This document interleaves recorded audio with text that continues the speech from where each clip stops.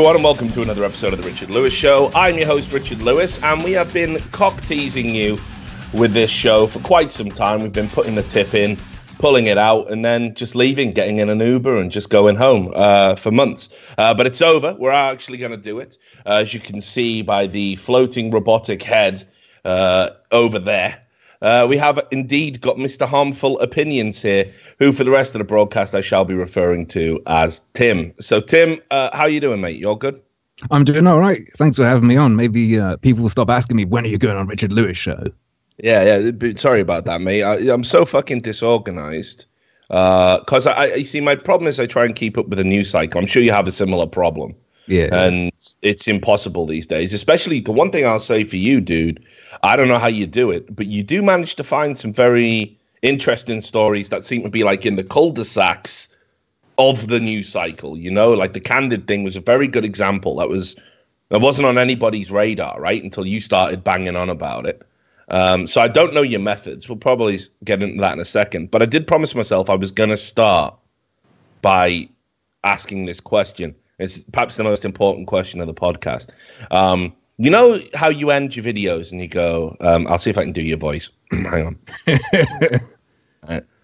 But as usual, that's just one of my harmful opinions. I think not bad. Okay. Not bad. I think I know what you're going to ask me as well. Yeah. Well, here's the thing. I mean, is that something that just sort of happened accidentally? Because whenever I hear you say it, I always picture some sort of weird vaudevillian that might be spiking my drink after he's met me in a nightclub. You know?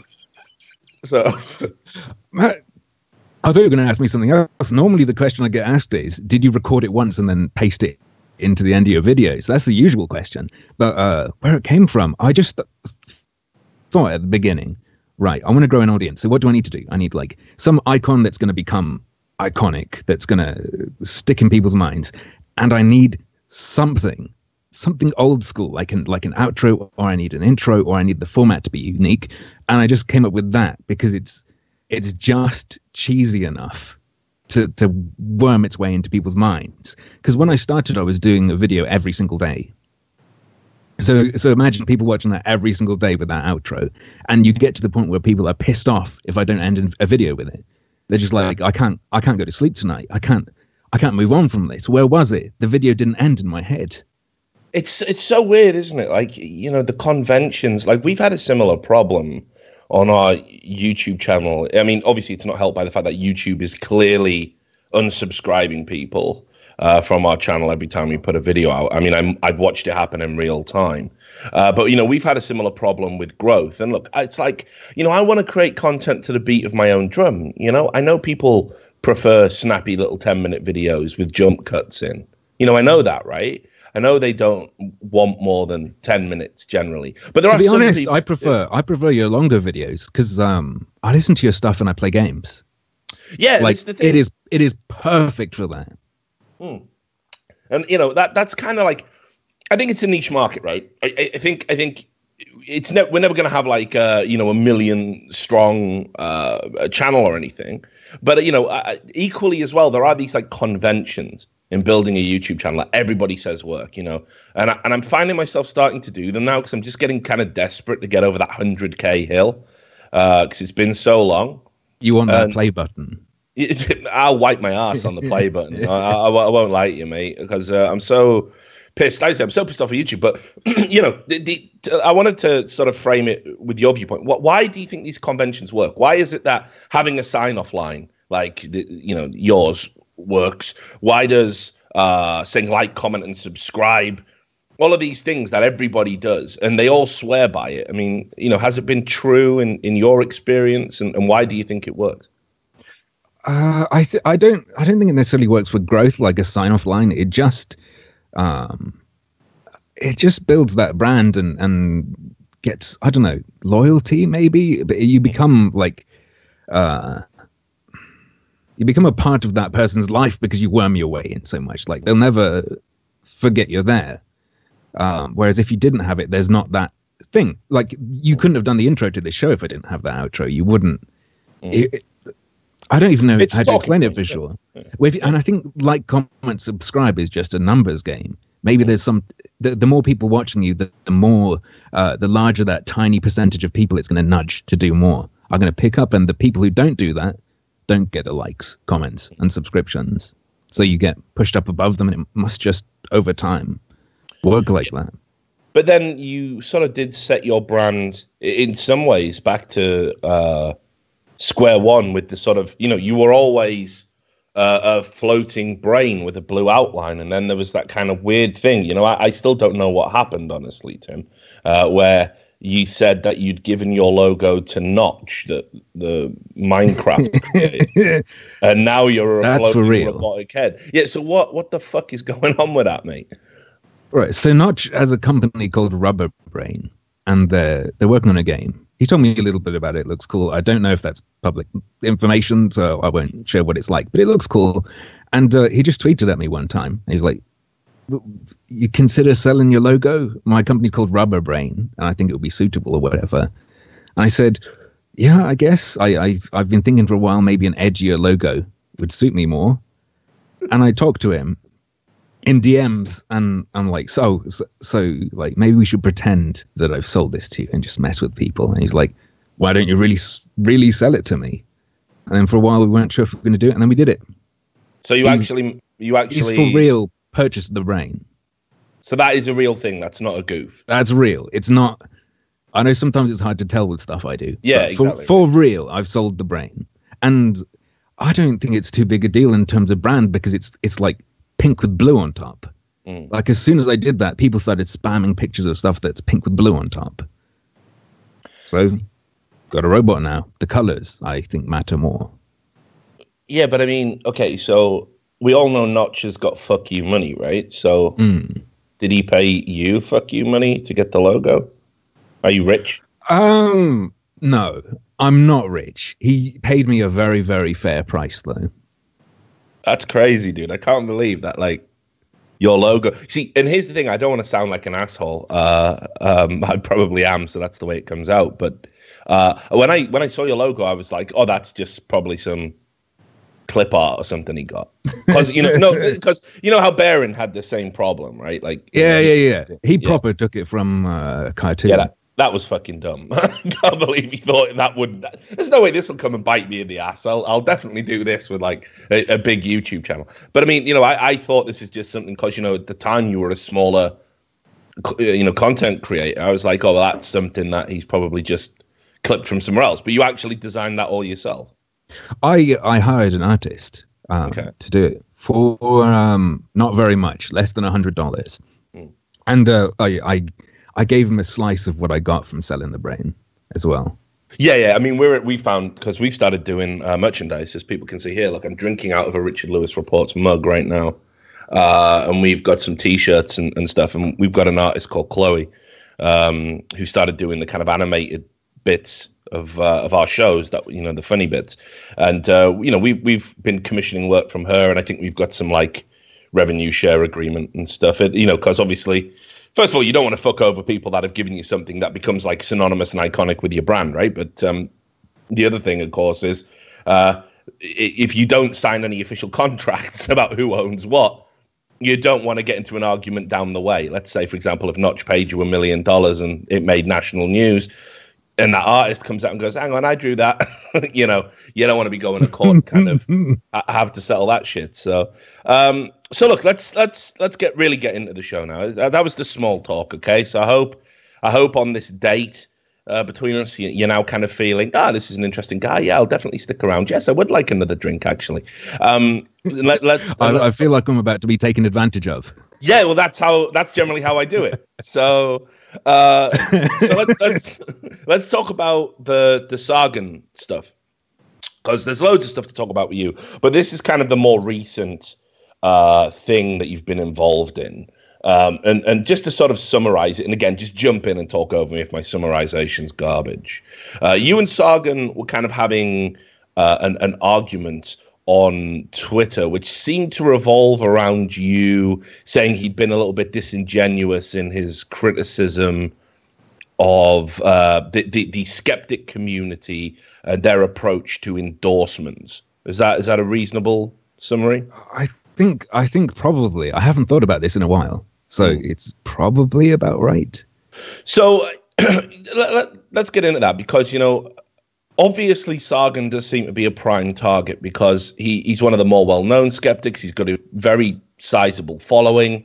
I kind of feel there's people out there, you know, that have this approach to their own personal growth where it's like, oh, we target the big guys. We get into arguments or, you know, debates, wink, wink, with them.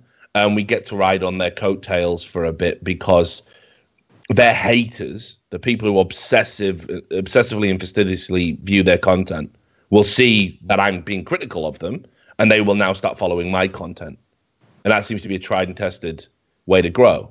So the first question is, was that, you know, your angle? I'm sure some people made that allegation. And second of all, I mean, where do you place yourself in sort of relation to somebody like a Sargon of Akkad? No, I think if that's what I was going for, I would have done the full like thumbnail with the Sargon face and whatever. You know, I would have gone full on drama, clash or whatever. And what do you mean with in terms of where I place myself? You know, because obviously you kind of reject the idea you're in the skeptic community. I think you've said that.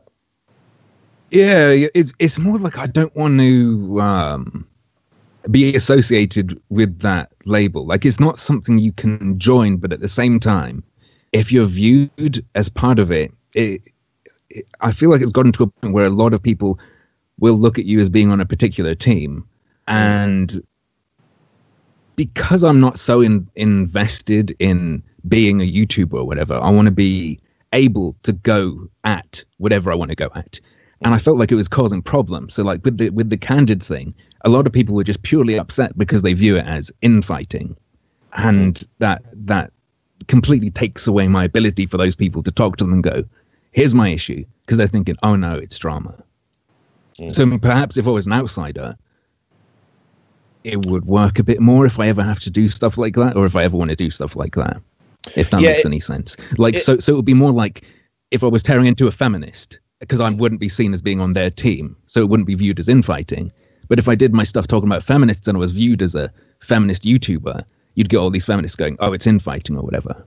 I mean, it is sort of a strange group of people, right? I mean, like the idea that it's a community in the sense that they all have, you know, they don't even necessarily have compatible views in some areas. And I've noticed that some of them have started walking back more extremist positions, or more unpalatable positions, I should say, that would perhaps impact on your ability to get monetization on your videos or sponsors or that kind of thing. And I almost feel these days like there is almost like a cynicism within the skeptic community itself, that they are very good at strategizing how they are going to make money collectively and frame themselves as being, you know, the good guys. And, you know, you've seen this now, the way that they're toning down some of the anti-social justice stuff and welcoming people, you know, like we all know Lacey Green has started a relationship with Chris Reagan, and she said some fairly ridiculous things in the past, which I'm not entirely sure she doesn't believe them anymore. I did make the joke that, you know, imagine my surprise, you know, a hardcore feminist who says ridiculous things publicly gets in a good relationship and finally shuts the fuck up and gets some common sense. But, you know, that is a joke. But there is an element of truth to the idea that, you know, everybody all of a sudden is like, hey, Lacey's great. And she's got a huge following, right? And all of a sudden I see these guys kind of welcoming people who were the enemy. It does feel at times that it's like, it's not about principle. It is about the illusion of principle. Maybe. I don't know if so much with the Lacey Green thing, because I'm not going to be like, she said those things, she's always evil or whatever. No, absolutely not. No. Yeah. And I'm not suggesting you think that either. Yeah. But with her, I was watching one of her videos about the shift over to being more open-minded or whatever. And something stuck with me. She's talking about how she's going to talk with people, but sort of filter out the nastier bits. And it makes me start to think, right, is that going to become a a further moderating influence on people's content. They want to be in with the cool kids now. Okay, one of the cool kids is Lacey Green. We've got to be polite now, or whatever. If I want a chance to come to that table. Yeah, maybe, and look, I understand that you should definitely reach out to people when they want to be, open-minded, change their views, help them get on kind of the right side. But equally as well, I feel that, I saw all these videos coming out like, oh my God, look, Lacey Green's been red-pilled. She hasn't, actually. She still holds a lot of views that a number of these people would find objectionable. But she's being welcomed to the table, I think, because almost of her star power and the fact it's kind of like a feather in the cap for the skeptic community. Like, oh, look, we converted someone who had millions of followers. Now, obviously what's happened in the aftermath, where these social justice progressive types have now declared her to be a Nazi because, she's decided to get in a relationship with somebody who says social justice is a little bit silly. And that's as extreme a position as you need to have to be a Nazi these days. But it is weird, isn't it, how, I think so anyway, that, she's still a kind of a little bit of an intersectional feminist, which we don't like, and we make daily videos about condemning it. But Lacey's all right. She's one of us now. And I think that is about the star power, I don't think that's about the principle. Right, I get you. The star power and being in a relationship with one of the and then that's a consideration as well, right? Because if you were still making videos slamming Lacey Green for all the retarded shit she said 5 years ago, I imagine Chris would probably take a little bit of umbrage with that. So I do understand it, but again, I think if this was like, I've seen smaller YouTubers like kind of say, I was wrong about this, and people have still piled on and gone, like, yeah, fuck you, you fucking idiot. Of course you were wrong. We told you were wrong at the time. We were right. Fuck off, and there's no forgiveness there. There's no redemptive arc for that individual. Because they're not useful. Yeah, exactly, right? I mean, again, there's, people probably think I'm like really cynical or really paranoid, but unfortunately, I as a sort of unsuccessful YouTuber myself, and somebody that does have a job in the media. Yeah, I'm going to say I imagine you've been around some real characters. Yeah, and that's it. I know that generally people don't do anything unless there is a benefit to them. And the benefit in this instance almost seems to be, again, in the same way that, I might make the allegation that the people who want to debate, Sargon and attack Sargon are looking to attract the section of the audience he has that hates him, in the same way that the skeptic community, who are supposedly above all of that, they want to attract the people who are on the fence, the people who've got the red pill touched tentatively to their lips and are about to swallow it, from Lacey Green's audience. And everything in YouTube kind of seems to be about, which is why I love Keemstar, because he's got his finger on the pulse. It is all about drama and presence and relevance and views and hits. And you see people do some fairly ridiculous stuff where it's just like, you know what? I could never imagine bringing myself to do that just to get popular, What's your take on the YouTube shit? Like, just the average YouTube. I mean, what do you make of it all? I mean, it's a shame that YouTube couldn't have just been a video hosting service. It's a shame it had to be Google's and having Google's ads in it only, and having the platform itself be the discovery, because I think some of the shitty stuff wouldn't be half as bad. I think one of the things that directs content is what rises, and because of the way YouTube is all algorithmic and they put stuff out there weirdly, like I made an hour-long stream highlight video and it had a really innocuous title, and suddenly that got shot out there. So I imagine people are chasing stuff and currents are sort of artificially being created by the algorithm. YouTube feels more and more artificial to me. The organic feel of anyone can rise if they become popular enough with the people and get spread around by the people is becoming anyone can become popular if the machine chooses them. Yeah, and Yeah, you're right. I mean, there's that's definitely a sort change, of right? away from what you're saying, but that's just my overall view of YouTube at the moment. Yeah, and I think this is why it does tie in, though. I think this is why YouTubers have kind of become a little bit more wily, because before it was just like you said, it was a numbers game. It ties back to what we talked about right at the start. Yeah, like, comment, subscribe. Like, comment. It was that easy. It was like, here's my content. Do you think it's good? Like, comment, subscribe. Let's spam it around. Let's use other social media to get it promoted. Let's get a dummy account to post it on Reddit. And it was just, like you say, that organic growth. And once you hit a tipping point, channels would snowball, regardless of content. I mean, I see inexplicably popular channels. And, look, people are going to go, oh, here he goes. He's going to say the obvious ones like Prank Invasion or whatever. Like, no. I mean, I understand that. I understand the mind of a moron, right? The morons out there, and morons are just folk like you and I, and they've got to be, tailored to and catered to. And Prank Invasion's for them. Great, brilliant. But where it starts to get a little bit weirder is, have you seen that channel where it's just a hydraulic press? Have you seen that? It's just a hydraulic press and it just crushes something. Why? Who subscribes to that? What the fuck is going on?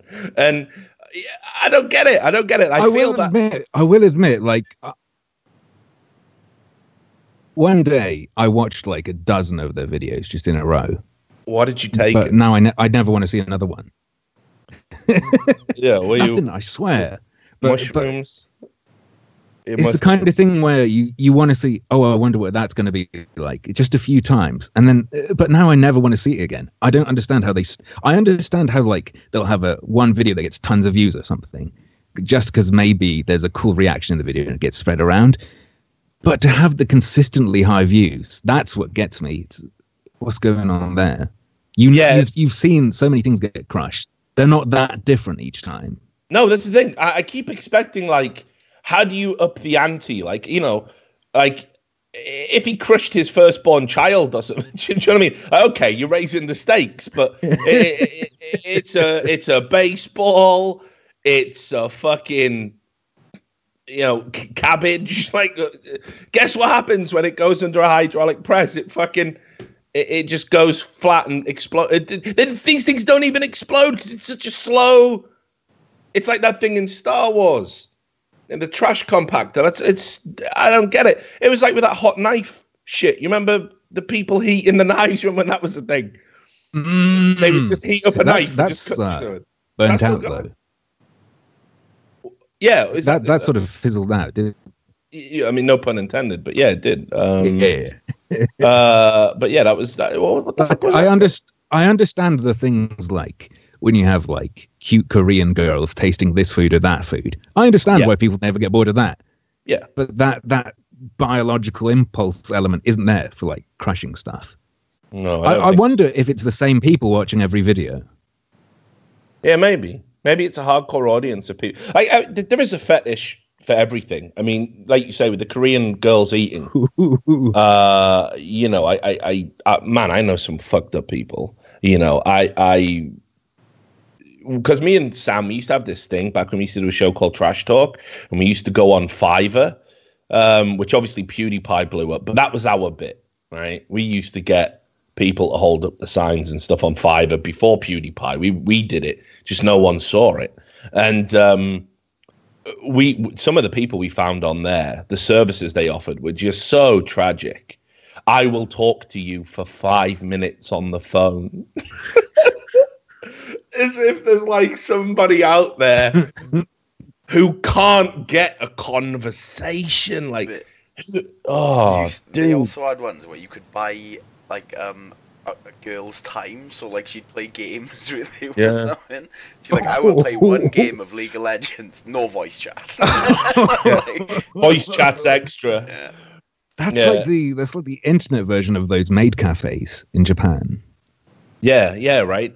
It's so fucked up, dude. And it's like, if that's like, there probably are people who, they've got these huge monitors and they open up the Korean food woman, video, and they probably sit there and eat their dinner with her across from them virtually in their minds. It's fucking. There are definitely people who do that with cartoons. Oh yeah. I'm not going to ask how you know that. How do you know that? Just from seeing it around, like on the chans and stuff, you always see these fucking pictures where they get their waifu on their laptop, and sometimes it's just like a static image, and they have like a meal laid out in front of it. And it's not like a one-time joke thing. It's tons and tons of people who, if you go looking for it. Well, I mean, what do you make of those body pillows? You know, the full-size waifus. I like the idea of having one ironically, right? Like I'd get like, I don't know, like a Chuck Norris body pillow or something like that. Maybe Billy Mays on a body pillow. But to genuinely just go like, I love this cartoon woman. I'm worried about that person. Yeah, for sure. How many steps away are they from doing something? Yeah. I mean, have you seen that new waifu thing in Japan that like texts you throughout the day? Oh my God, what's this? What is it? They've got like this, like this holographic pod you have next to your bed or whatever, and it acts like an alarm clock, but it's like a little cartoon woman. She talks to you, and then when you leave and like go to work, she texts you throughout the day. Fuck me, like that is just it's just tragic. It's like these people. I think that's the explanation of Japan's birth rate. Yeah, this is how you know the people who create this stuff have never been in relationships. That they idealize relationships. Like, have you? You know, I'm sure you've. I don't know if you're currently seeing anybody, or you know, or in a serious relationship. But you know, I'm an older guy. I've been in those things, you know, for years at a time, 5 years at a time. And you spend large parts of them pretty fucking miserable and bored. It's not all a bed of roses, you know. It's not like all it's cracked up to be, you know. The people that are synthesizing, oh, and my girlfriend will text me every 30 minutes at work. That's like a nightmare to people in real relationships. Like, for fucking for real though. I've yet to be in like a full-on hardcore relationship where I'm like, maybe I'll be with this person forever, but always when it goes bad, it's like, just leave me the fuck alone. Just let me do stuff. I need to do stuff. The quest for space. Just give me some fucking space, will you? Like, I can't deal with your neediness right now. You know, there's a selfish element, right? Well, look, anyway, look, I'm gonna pull us back because we're going down the relationship road. We can save that for when. There's too much pain down there. Yeah, exactly. I don't want to upset everybody. But let's go back to Sargon, because, like I say, this thing you had with him, this tete-a-tete, it did last a while. And the one thing I'll say about Sargon is he always seems quite happy to engage his detractors. You know, I'm of a similar mindset in that. I don't necessarily agree that the best way is that, you know, if someone's being unreasonable, you ignore them. You know, unless they cross a line and do something ridiculous, in which case it's like, yeah, I got to piece the fuck out. But, you know, sort of, what do you make of him? Like, you know, individually now that it's all kind of died down and there is no drama there and you're not arguing, you know, do you have a healthy respect for him and his content or not? Like, as a person, I don't think he's like a bad person or anything. I've always like, I imagine if his stuff's like what I've seen of it, it's probably still good stuff. I've never really watched much of Skeptic community stuff, so it's not like I've stopped watching him or anything. It's now and then, like maybe I'll watch it this week in Stupid or something, and that's sort of always what I've done. It's just, what happened sort of thing. I don't know. I haven't been thinking about it much. Okay. What about this Thunderfoot stuff?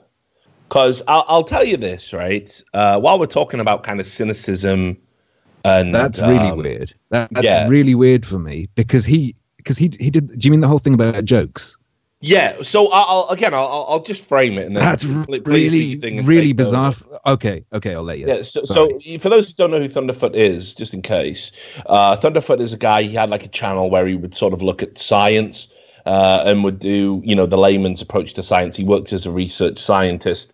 And, you know, I'd come across his channel organically in the past. But then when Anita Sarkeesian was the thing to hate and to criticize, he put out a bunch of videos kind of debunking her and her comment. And she sort of became the great white whale, you know, and he was Ahab. Kind of constantly going after her, and this saw his channel kind of grow and swell because he'd managed to tap into an audience he hadn't originally been exposed to, and then he would kind of juxtapose his channel with, you know, here's a video on what happens if you pour liquid nitrogen on a pigeon, and then it would don't do that, kids. And then his next video would be, here's what happens when you pour liquid nitrogen on Anita Sarkeesian's stupid philosophies. So it would, juxtapose like that. So what happened recently was after he'd been, hey, I'm a proud member of the skeptic community, there was some jokes made over a murder, which I'm sure some of you heard about. There was this male feminist guy who killed his partner after having, talked about constantly misogyny and violence towards women inherent in the system and everything else.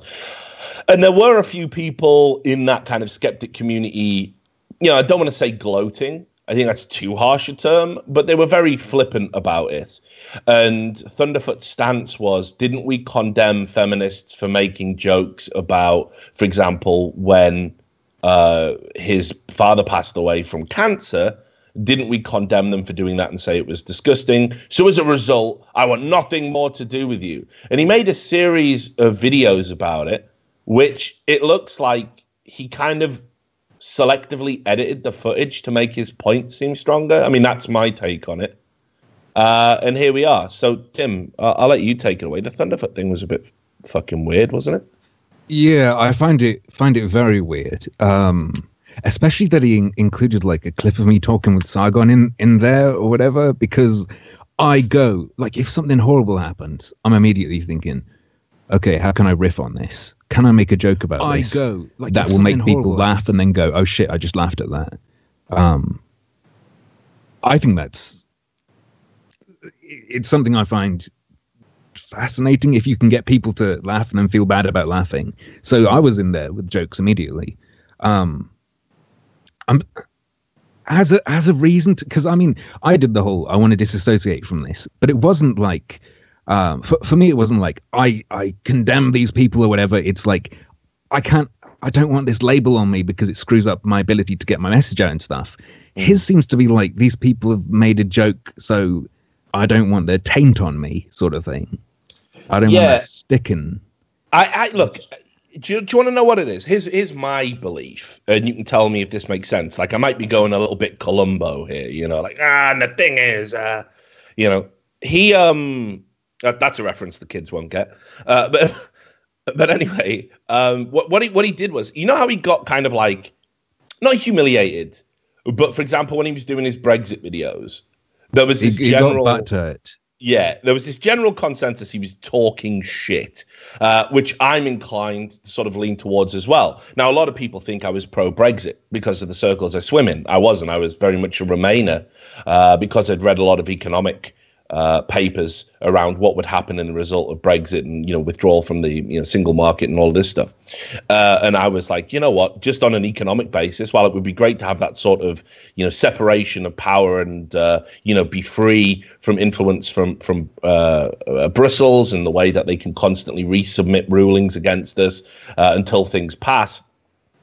On the overall, I think it makes more sense financially to remain, and that was my stance on it.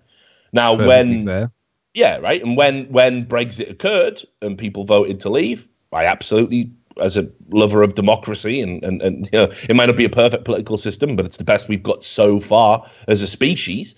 I was like, yeah, well, let's totally support this, and I loathe and condemn all the people who whined about it. And again, I remember talking about it on a show I used to do called Unfiltered with Destiny. And he was like, yeah, well, the reason Brexit happened is because people in Britain hate brown people. And it's like, right. First of all, it's going our immigrants are generally Eastern European. It's not about color. And second of all, there was very good reasons. I mean, Euroscepticism has been around for a long time. Anyway, fuck all that noise. So I thought I had a fairly reasoned position on it. And as we found, since Brexit has been triggered, we've actually had a slight economic resurgence, which makes some of those reports that I believed in and had faith in, it makes them look like scaremongering and completely false and created by amateurs.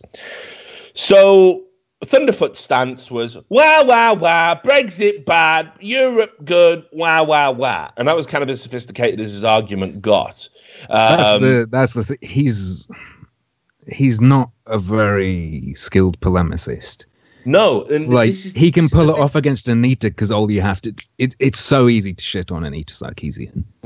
There's so much you just have to point to, and it's funny just from pointing it out, and it will turn people against her just from showing her to people. With something like Brexit, you've got to be good. Like, if he was really skilled, if he was great with rhetoric, he probably could have turned people around, but instead, I can't remember exactly how it went, but it had that vibe, didn't it, where instead of really trying to convince anyone, it just throwing his arms at it, waving his arms around sort of deal. Yeah, and it reminded me of, you know, when you see these, like, retards on the social justice warrior get owned video compilations on YouTube, which I like to watch. And it's always like, are you kidding me? That guy. Exactly. It was just like that guy. That's the impression I got from him. Yeah, and you're absolutely spot on in the sense that, you know, I think he could have turned it round, but he got so upset that he didn't. He didn't. And then he sort of kind of did this weird thing where he doubled down and tried to make out that he had a very informed opinion on it, which I think is bad. Like, if you've been proven kind of incorrect in your assessment, I think you've definitely got to own the mistake. You know, there's lots of people who didn't see Jeremy Corbyn in this election doing as well as he did, who claim to be political experts, who've had to eat humble pie. That's the nature of the business. If you claim to be an expert at something and something unexpected happens that you didn't foresee, it might be unfortunate, but it is the nature of the business. If you want to have your predictions taken seriously when you're right, you've got to kind of own the errors, even though they're not really errors at all, because who the fuck can see the future? But he didn't do that. He started talking about, you know, Macron and the French election, and he sort of was saying to Sargon at that time, when Le Pen didn't win, like, how dare you call yourself a political expert, which is kind of what happened to you, and you objected to being made to feel a fool as a result of it. So I saw some latent hypocrisy in the things that he was doing and saying. So my take on it is, I think Thunderfoot just wanted to get away from it because he'd fucked up his brand value in the skeptic space, and bashing Anita Sarkeesian is so 2014. You know, it just doesn't matter anymore. You know, she's finished the series. Feminist Frequencies lauded pretty much as a joke. We all know anyway, she's basically a telemarketing professional who is a mouthpiece for Mr. Macintosh. So there's no reason to debunk her anymore. There's no reason to criticize her anymore. And that was his criticizing intersectional feminism. So I think he saw the writing on the wall. I think he was still a bit sour and a bit bitter about the way the whole Brexit thing went and the political debates. All of Sargon's fan base who had warmed to him originally are now like, yeah, you're a fucking fool, mate. So I think he was just looking for the first out, the first thing that said this is an exit. And it so happened to be that stream over that unfortunate murder. I don't know if you agree with that. I think it seems something like that. Like what happened to him now? The reason he's got an audience there, it's such a big chunk of it is against him, is that with the one aspect of something he did, the criticism of Anita Sarkeesian, drawing in all those people, it drew in people who line up with him there, but not on a lot of other stuff. And that's unfortunate. So when he branches out to talking about other stuff, it clashes with all of the guys he's drawn in from that one thing. And again, you know, I don't think he'll be missed as such. I don't think. I mean, it's not like he's dissolved and disappeared. No, but I mean, he'll never talk about anything that I probably want to hear his opinion on again. I'm not right. I'm not really a scientific guy. If right, probably doesn't surprise you very much. I don't, you know, it's all a mystery to me. I don't have that kind of brain. I'm a words guy. You know, I'm more on the creative side. Right. So I'm probably never going to watch another Thunderfoot video, and I'll never have cause to. It's not an indictment on the content he does create. It's just it's not for me. You know, it may as well be a hydraulic press channel now. I mean, even if he carried on, he's not. The things he'd disagree with me on, I don't think he's good enough at the game of arguing these things to be interesting. Because I mean, there's a YouTuber I enjoy called ContraPoints. I think I've come across their work. Yeah, I enjoy them because they're even though I disagree with pretty much everything I've heard them say and argue, they're good enough at it that it's worth listening to and engaging with because it will make you think. Really makes you think. Got to pop that emoji up on the screen. I'm not sure Thunderfoot would be like that for people. No. What did you make of his overall point about the joke? Because even though I think the footage was kind of selectively edited, as Sargon, kind of demonstrated in his video, is there not an argument to say that why did we put that emoji in the channel? Fucking idiots. Thanks for that. I hate you, Sam.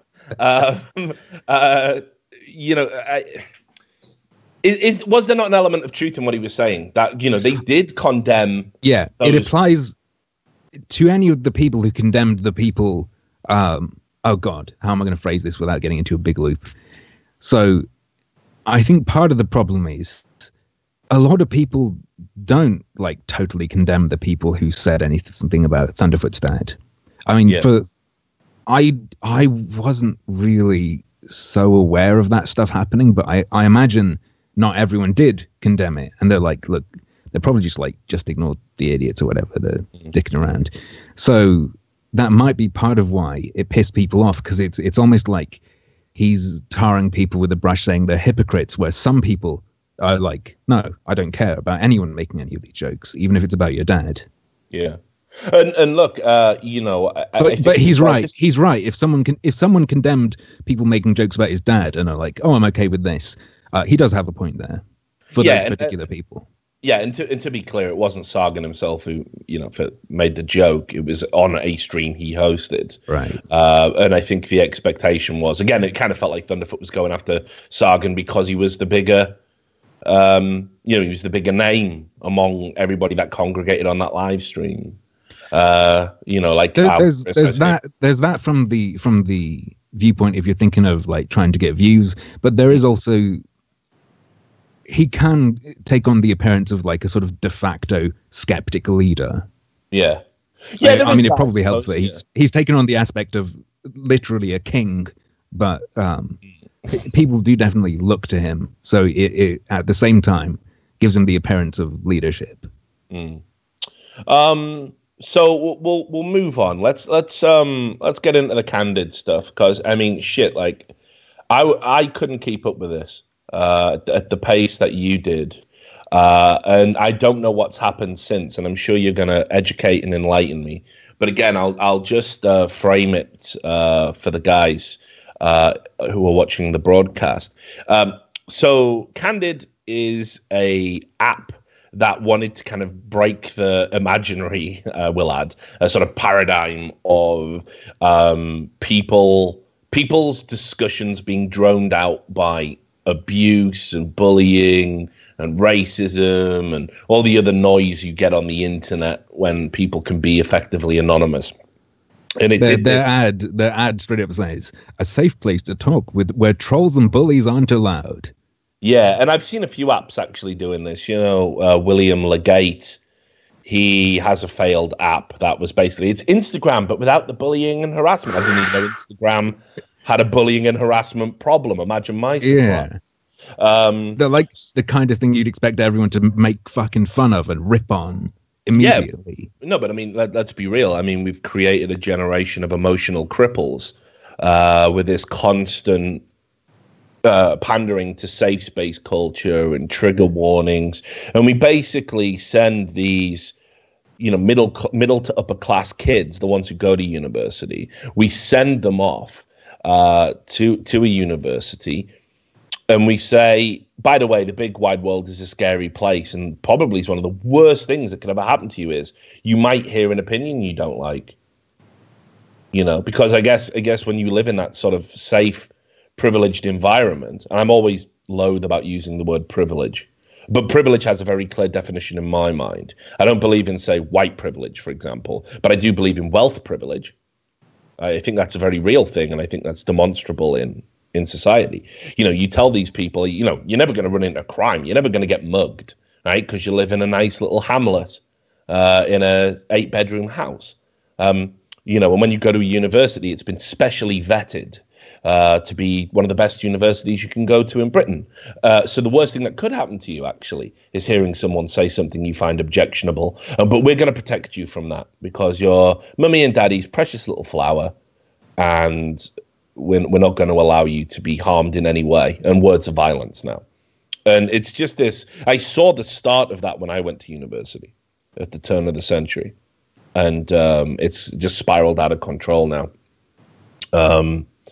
So I guess that's something to pontificate on a little bit later in the show if you so want. Yeah, sorry, man, I kind of derailed that. Yeah, no, hang on, you have derailed me. Where the fuck was I going with it? I'm kind of lost. I'm thinking back to my like halcyon. You were putting forward the premise of Candid as like this safe space. So exactly. So now we're in this technological era where people are seeing the idea of safety from harmful opinions, which is of course an oxymoron, as being a selling point for these things. And Candid were kind of at the forefront of that.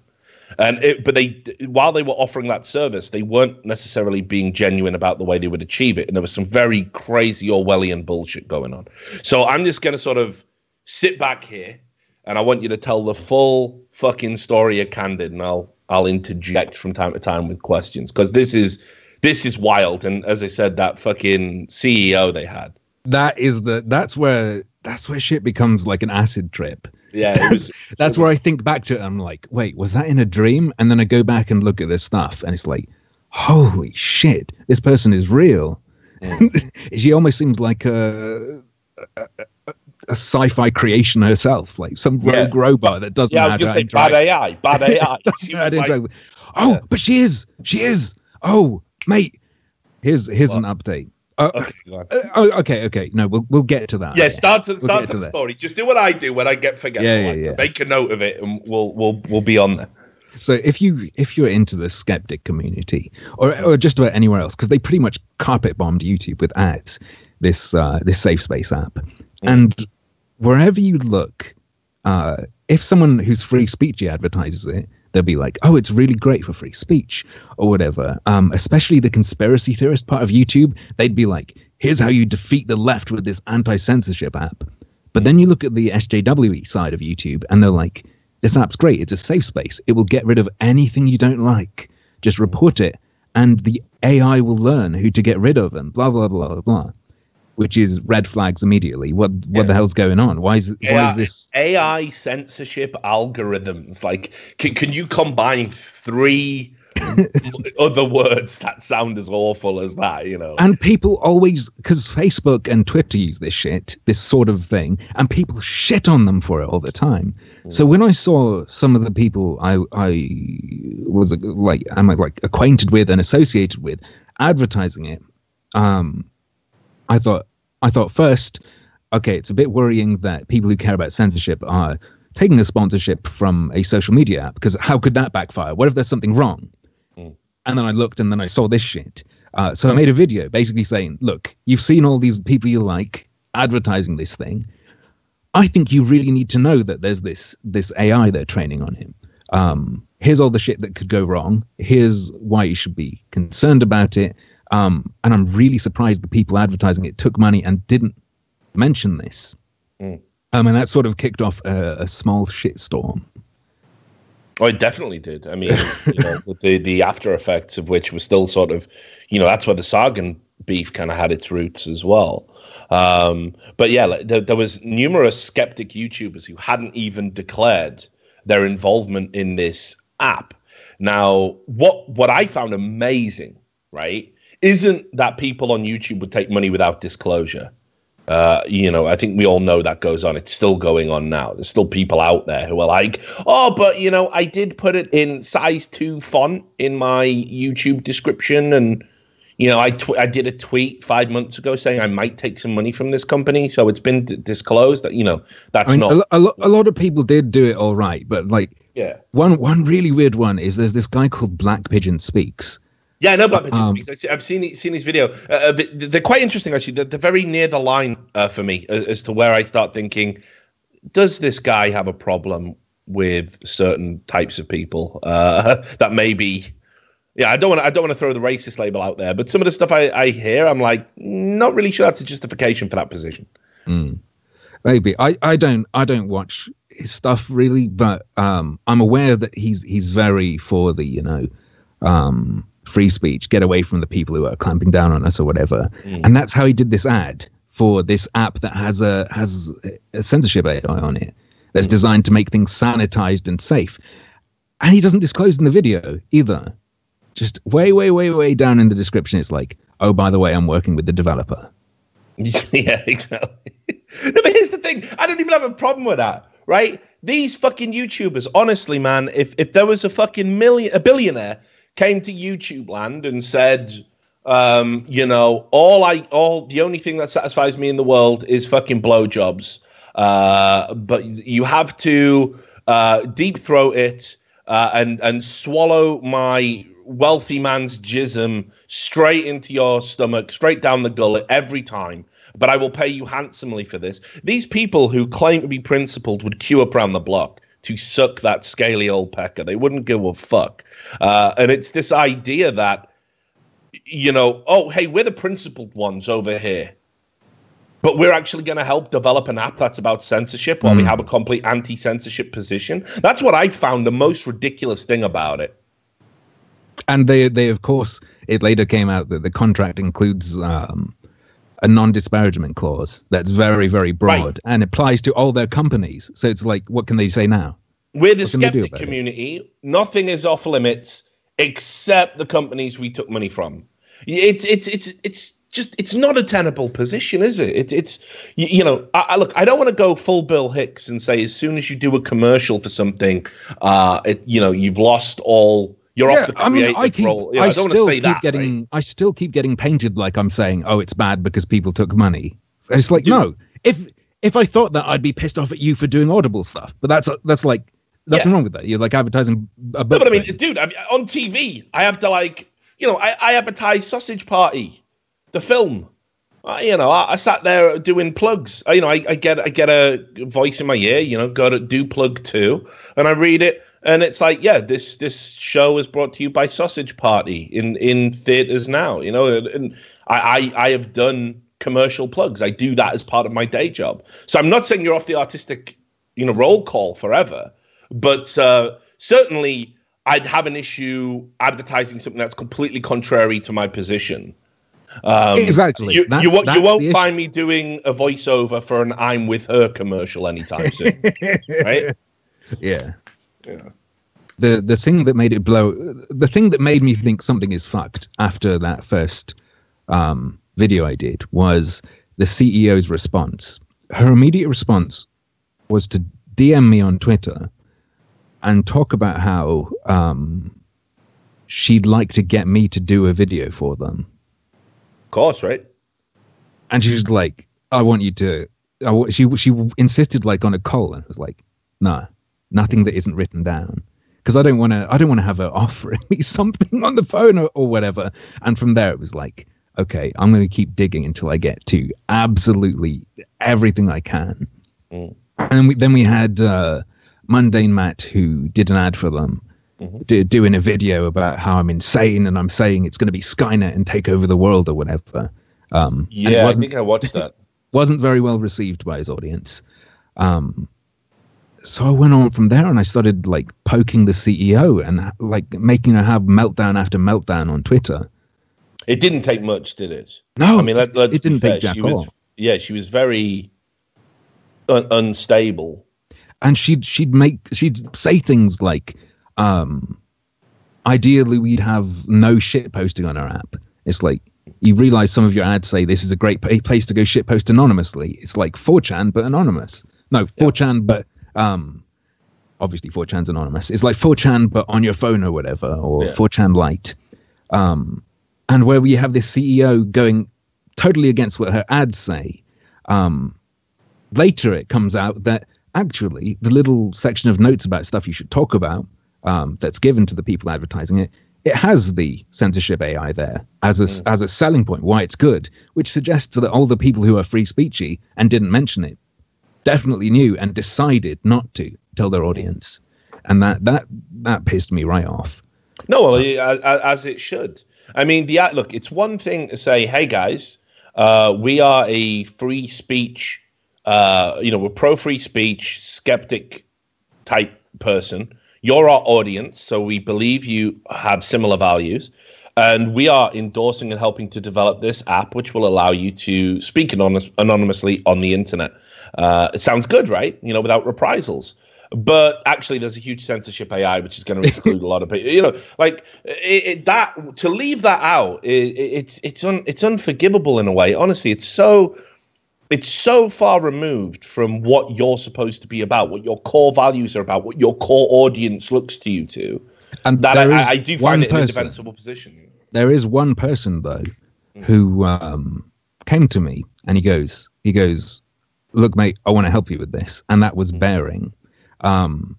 Yeah, I saw that. That was when Bindu accidentally doxed him, right? Yeah, Bearing was like, "Oh shit!" He basically told me he got led up the garden path by their PR person. He was sold it as like a free speech thing, and when I showed him something this marketer had said, he was saying, "Wait, that's the opposite of what he told me it was like." And Bearing managed to get the CEO on a stream and just destroyed her, very politely, but of course, just utterly crushed her.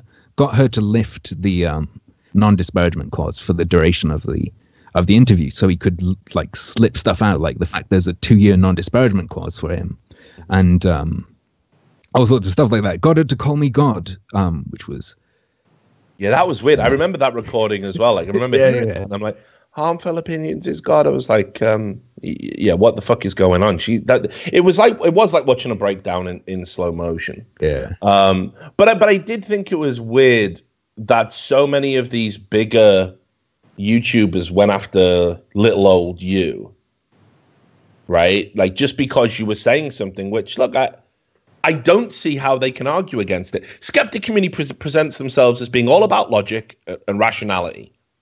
It is completely rational that you should have disclosed exactly what Candid was attempting to do. And there's a very clear reason why they targeted the skeptic community as part of their marketing campaign. Can anyone think what it is? Okay, like everyone at home right now, let's see if you can figure out why a company that are developing a censorship AI would, sure, they did get some, of the usual types, the feminists and the social justice types to advertise the app. But why would they have people who were pro-free speech and all about edgy content and all about you can say whatever you want? Why would they target them?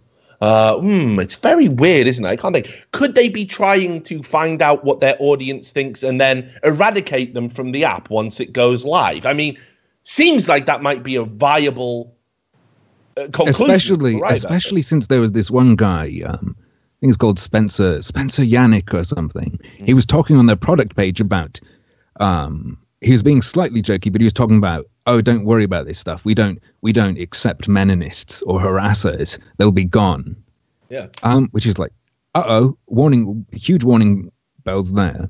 And especially because censorship on social media is such a big thing now. Like a recent project started. I don't remember which university, but the project's called the Bag of Communities project. And what they're doing is they're deciding, okay, this community is toxic. So like 4chan poll is toxic. And then they choose another website that's heavily moderated. They're saying this is good. And they scrape a ton of comments, cut off all the stuff that's specific to this website and just say, okay, we're going to train you, bot. Everything from this website said there is bad. Learn what the people at Poll say. Learn what they're like. All the people here are good. And then you can use it on any website to sort of identify bad community members, good ones. They also have sources for comments that they haven't identified, that they haven't told us where they're from. Mm-hmm. Who knows if something's coming from the Candid source. They said to me, their AI can't be used for anything else. And now they've launched a new project called Post Intelligence that uses it to tell you, is your post offensive or not? Is it going to upset people? Is it going to do well with your audience? So it's like a form of pre-public facing indoctrination. It's an app that basically lectures you on right speak and right think. Yeah, it claims to scan the performance of your posts and tell you if it's going to do well or not when you post it. And it's supposedly using all the technology they have from My Likes, which is another one of their things, which is all about advertising that uses AI, and Candid, which is the social media thing that uses AI.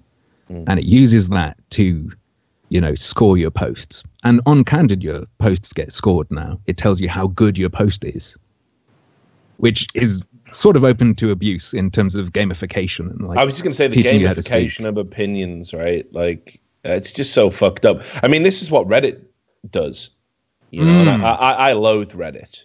I don't trust their fuzzing of the scores one bit. Oh, no, of course not. I mean, look, Reddit have been gaming the system for a long, long time. Before it came out that they were lying to advertisers about traffic and trying to suppress anybody that, supports Trump, and, that they ban certain people for certain behavior, but they'll allow the moderators to be as extreme and crazy and wild as they like, provided they moderate one of the subs that has a particular form of progressive politics. I mean, Reddit is a shithole, but I mean, just look at the central premise of Reddit, and that is that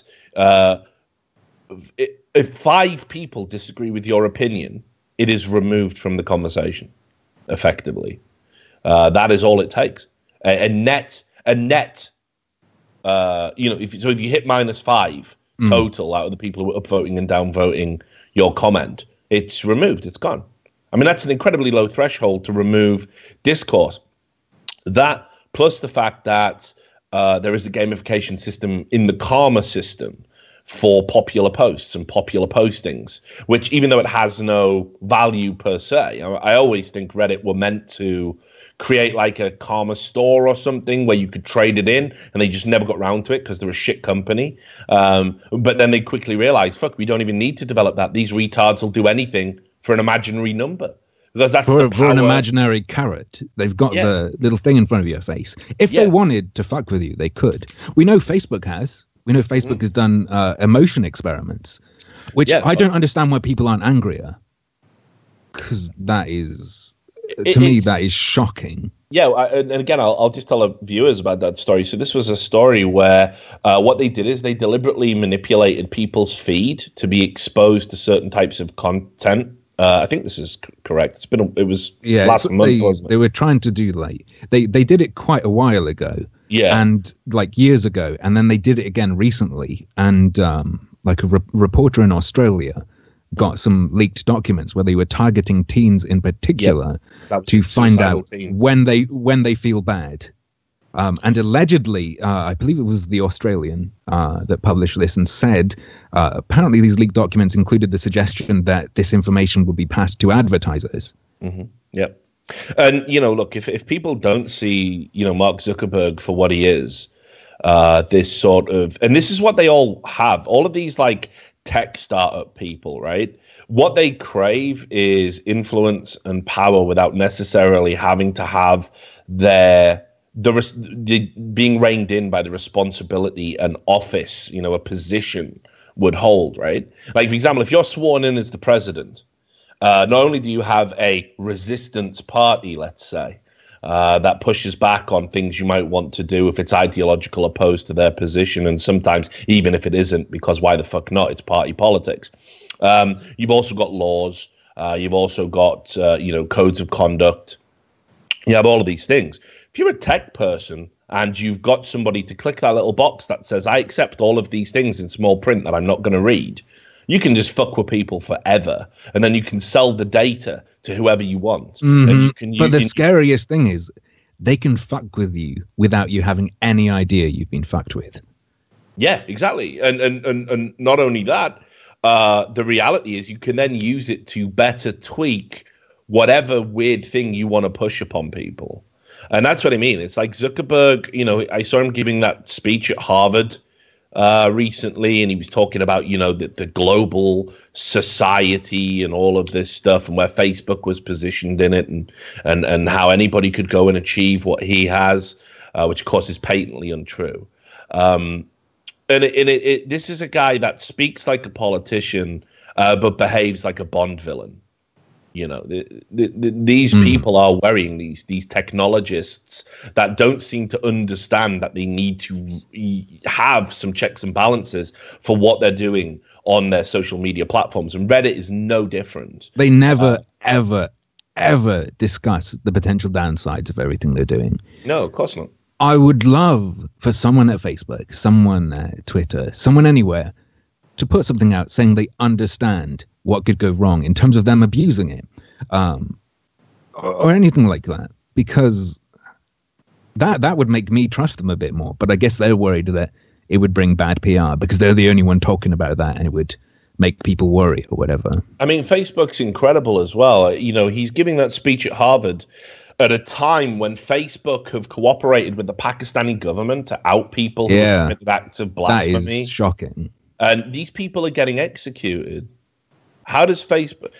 Where is your position in the global society there, Mr. Zuckerberg? Where you think that is a, you know, that's what your software is being used for, and it's incredible, isn't it? You know, if me and you, for example, were to create a Facebook page, you know, called Right Wing Reality, let's say.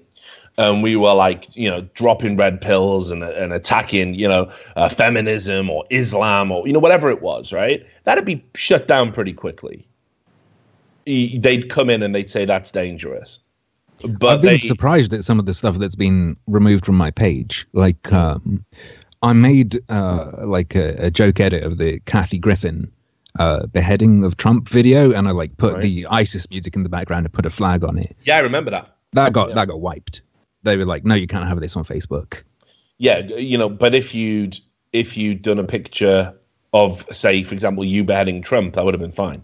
I'm thinking maybe if I was actually doing ISIS recruitment, maybe then it would be hands Yeah, actually, you're right. I mean, we you know, I mean, a lot of people, you know, criticize the Breitbart tech section, and again, you know, they published some fucking garbage manipulated thing about global warming. You know, it's hard to defend them sometimes. They make it incredibly difficult when they do stuff like that. But, you know, over at the tech section, one of the things that we did push for was, you know, we were constantly infiltrating these kind of ISIS recruiters on Twitter, and we were showing Twitter, we were reaching out to comment saying, look, we found 3,000 accounts of people recruiting for ISIS on your platform.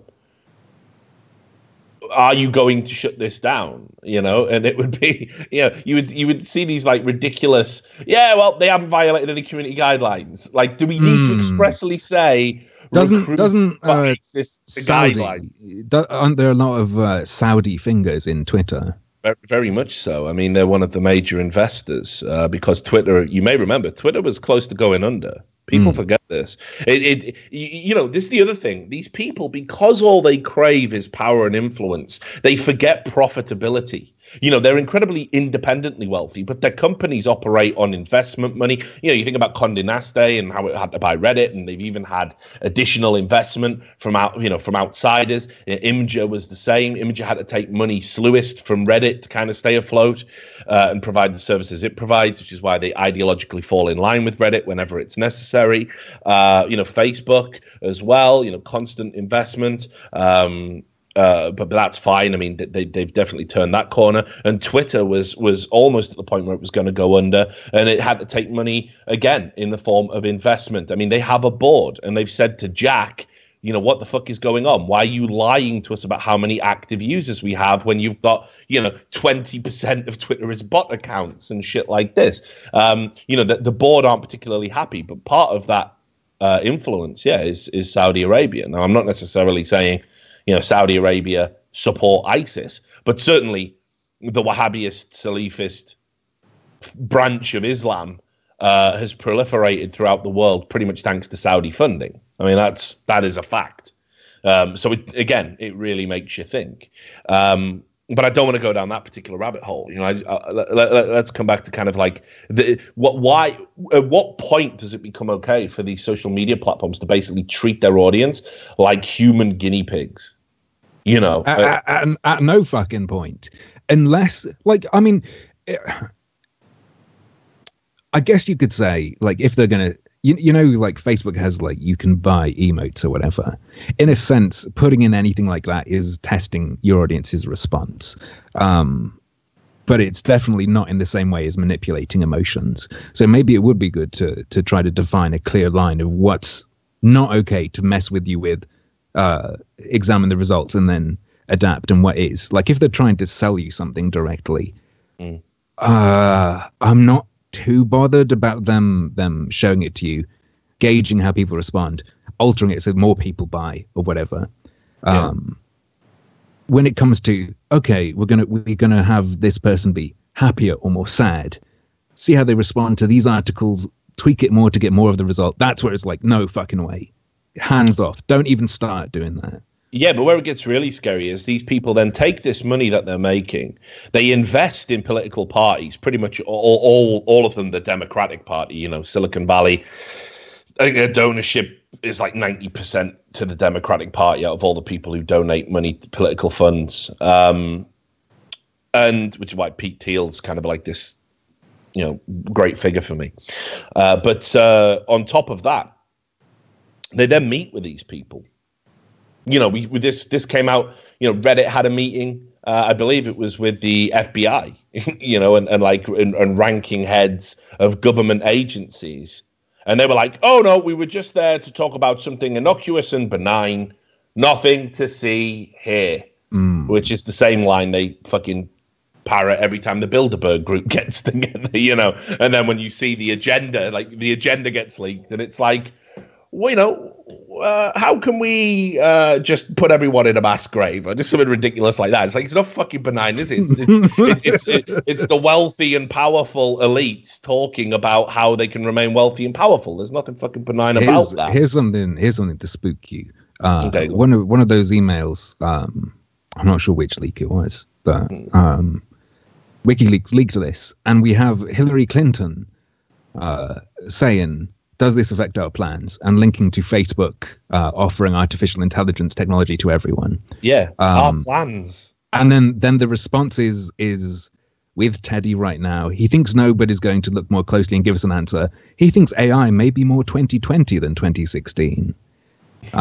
So it's on powerful people's radar, all this social media AI. No, but again, people don't understand. It's not, this isn't some insane conspiracy theory. The collusion between the mainstream media, the collusion between tech companies, and the collusion between politicians. We're not talking about fucking Skynet. We're talking about Facebook going, okay, we're gonna, you know, maybe make this opinion a little less prominent on your feed and make this one more prominent. And using all this data we've sucked off of you for years, we know when to do it. We know which articles you're more likely to accept. We know what's going to influence you because we've seen how you react to different things.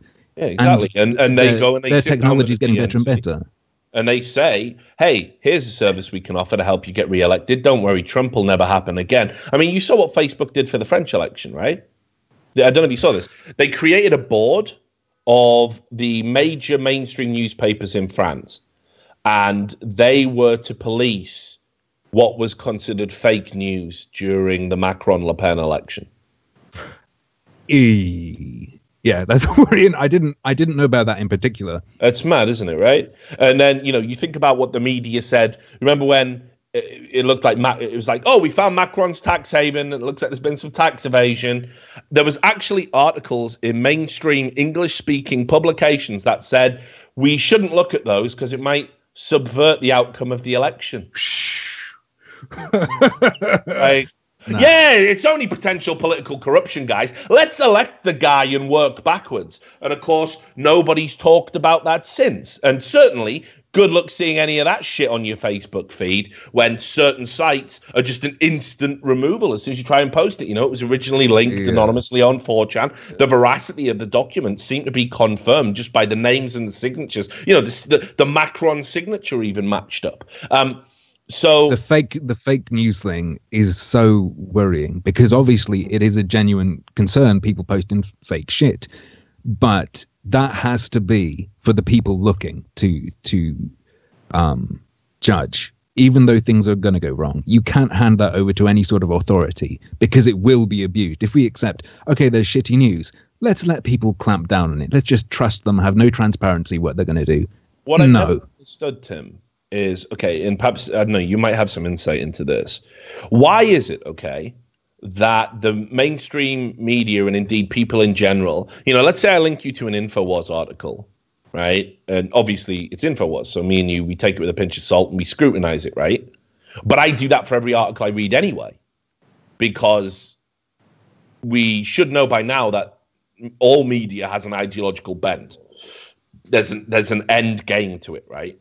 But the amount of people I see who go, well, that's not a credible source over there. And I'll be like, okay, here is the BBC's apologies and retractions page. It's been getting worse. It's been snowballing.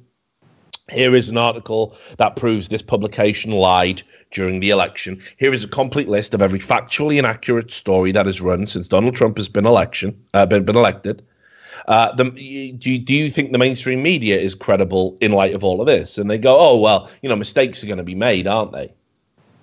You can't get it right all of the time. It's like, okay, that's true. But at what point do you start to realize that you've got to scrutinize everything you consume to the same degree? You can't just say, oh, I recognize that logo, so it's safe. That's the thing. Like, I mean, I remember as a kid thinking, like as a kid, I had oh, CNN is good. If it comes from CNN, I can trust it or whatever. When I was a kid, but I think some people never come to the point where the reality comes to fore, and it's like, oh, these are just some fucking people showing you stuff who are sometimes an incredible asset, sometimes not so much. Sometimes they make mistakes. Sometimes they're deliberately being misleading. You can pick out people's bias and whatever.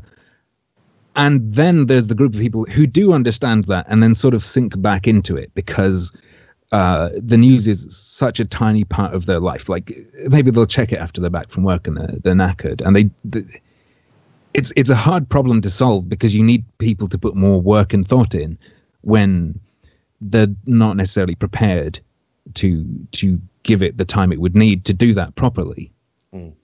Yeah, and look, I saw a stat the other day from a study where it was like they assessed all of the mainstream media news outlets in America, and it was on average that 80% of all coverage about Trump was negative. Sometimes on some networks it was as high as 93%. And interestingly enough, the most balanced network was Fox, which is terrifying. 52% anti-Trump, 48% positive towards Trump. I used to laugh about Fox News using that fair and balanced tag. I used to laugh about that 10 years ago. And that's where we are. We're at a point where the mainstream media have become so tunneled in on pushing their ideology, and like I say, using social media as well to help them.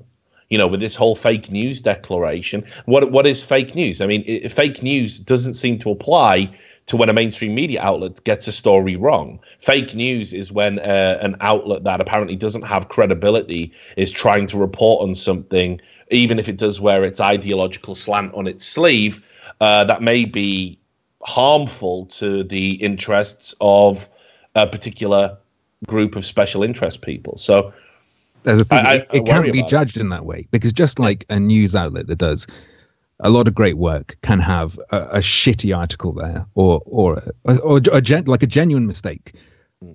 Something that's overall shit could report something that no one else is reporting, that where the facts are there. Maybe the spin they put on it is a bit extreme or something, but you could be stifling something that people need to know.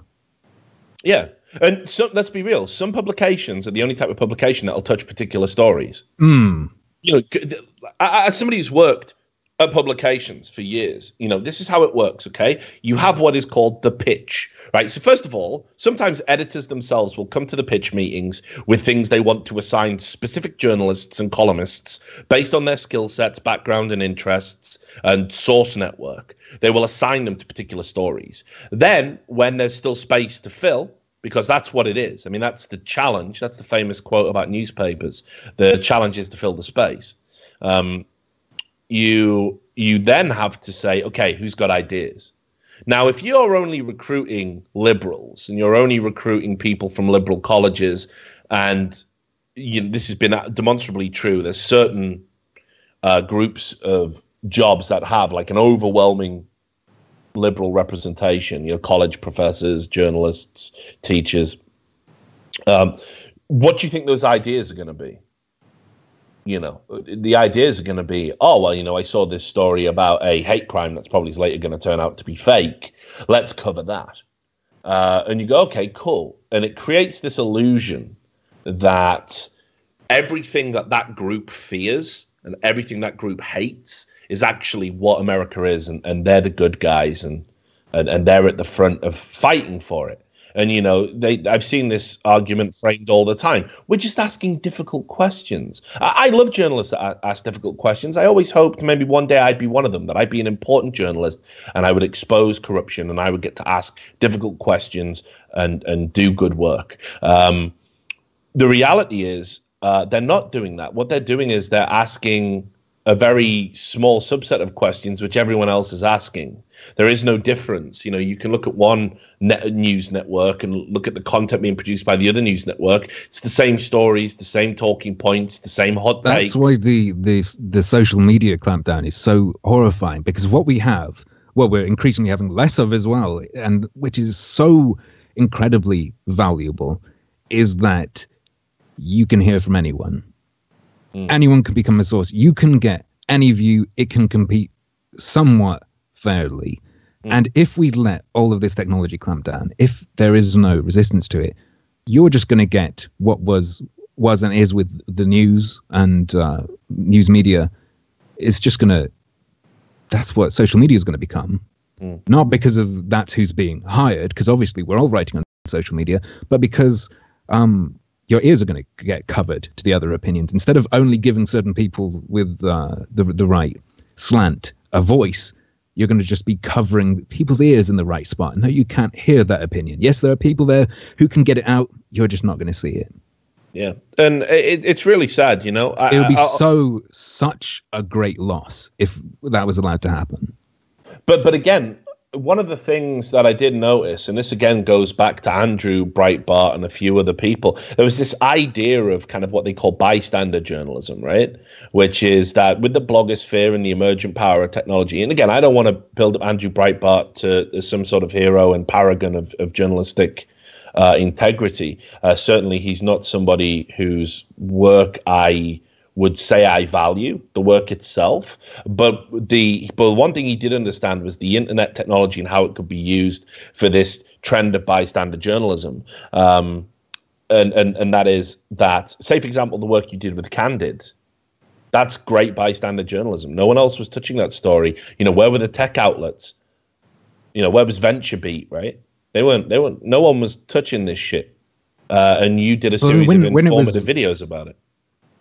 It's I mean, to be fair, it's pretty niche, because the reason it became anything was because of the particular community that was promoting it. The people who covered it, if you look at the news coverage, there were people saying, oh, look, this looks like a safe space app. It's probably going to be crap because it's sterilized and stuff. So the mainstream view of this thing is less cucked than the skeptic view of it, the paid skeptic view. Yeah, and again, it's like you say, it's got this potential sinister end game that everyone should be mindful of. I'm not saying it is. I'm not saying that's where we end up. It doesn't even need to be a sinister end game. It's just like, why are you feeding people to this piece of shit? Yeah. Forget the sinister end game. Look at the short term. This is going to be crap. And I get people coming to me saying, oh, I thought it was bullshit. They've added all this new stuff, like where it tells you your post wasn't interesting enough, we can't let you post it, make it more interesting. and they're like, what the hell is this shit? I was told it was a shit posting app. Yeah. Even from like a quality product perspective. So let's I'll wrap up the Candid thing and then we'll go to a break. But you said there've been some new developments. So now you've piqued my interest. I sort of dropped it earlier. Yeah. Just that they have a new product that lets you like put your tweets past this this so AI. that's the new development, right? That's the new product. And the thing I find kind of creepy is that Bindu says in an interview, the end game of that is to be able to go to let it learn you by looking at all your posts and looking at all your reactions. It will learn you and learn your character. And she says, ideally, you'd be able to say to this thing, I'm going on holiday for a week, and it would tweet for you and people wouldn't know. Because it would be just like you tweeting. What possible use would that be? I mean, like, so you could take a break, so you could have a holiday and let it keep up your social media engagement. But why would I want something to tweet on my behalf? I don't know. That's weird, right? Do you know what I mean? But is that for celebrities or something? Is that maybe? There must be a very niche field that would want that. I mean, well, think about the people who'd want people giving up their voice to your thing. Yeah, but I mean, again, like, you know, that means like I could be dead. Yeah. But I mean, I find it creepy. Sounds like Rich, you know, he's still going on about, you know, social justice warriors. So it's him. Well, so. I find it creepy that someone would think that's a good thing. Like, I think that shit as well. Someone thinks that's a good thing, and someone in control of this thing thinks it's a good thing that people would be giving over their face to let it tweet for them. And then who knows, nudging people. I don't think they'll ever succeed. I think it'll be like a piece of crap and fail. But that there are people out there with this idea, with investors, and a bunch of cash behind them, connections to Google and whatever else. I find that creepy as fuck. Yeah, that is crazy, dude. And I mean, I don't know. I was going to start talking about, we could go all day. I'm going to have to leave that. But I was going to talk about that obviously fake Syrian kid account. You know what I mean? Like, it's already happened. We've already normalized fake tweets. Like, you know, that interview that she did where it was clearly a kid like trying to read off a fucking script. Like, it was, oh god, it's just like, yeah, this is just a perfectly normal verified 8-year-old who's incredibly articulate about things that are happening in Syria. Yeah, this is genuine. It's that game element coming in when you're willing to let down your guard if something that is like a good enough score for you comes along that would get you enough internet points from like, yeah, my side's got this. You're willing to go, okay, it's too good for me to be true, but that retweet button and the like, and I get the comment in and then I get retweets and likes. Like, people are in the chat going, wait, I thought that was a satirical account. God, if only that was true. And wasn't being peddled as a sort of means to justify regime change in a foreign country, which has worked so well for Western governments. Anyway, what we'll do is here, Tim, we'll take a quick break. I'll let you go and get hydrated. We'll come back and we'll do the kind of second, I don't want to say half because I don't want to keep you all night, but we'll do the second part of the show. To everybody watching, yeah, we're going to just spam you with some commercials. So pause your ad blocks because we really need that 50p that we'll make from it. That goes towards Sam's retirement fund. And we'll be back in about 3 to 5 minutes. So make sure you tune in. We're going to start talking about Overwatch, which I know Tim's. Oh yeah. Here we go. So we'll see you in a moment, guys. All right, welcome back, and thanks for sticking around. So we're going to get into the second part now. We've talked about it kind of did go a little bit Alex Jones, didn't it? We've been talking about the globalists.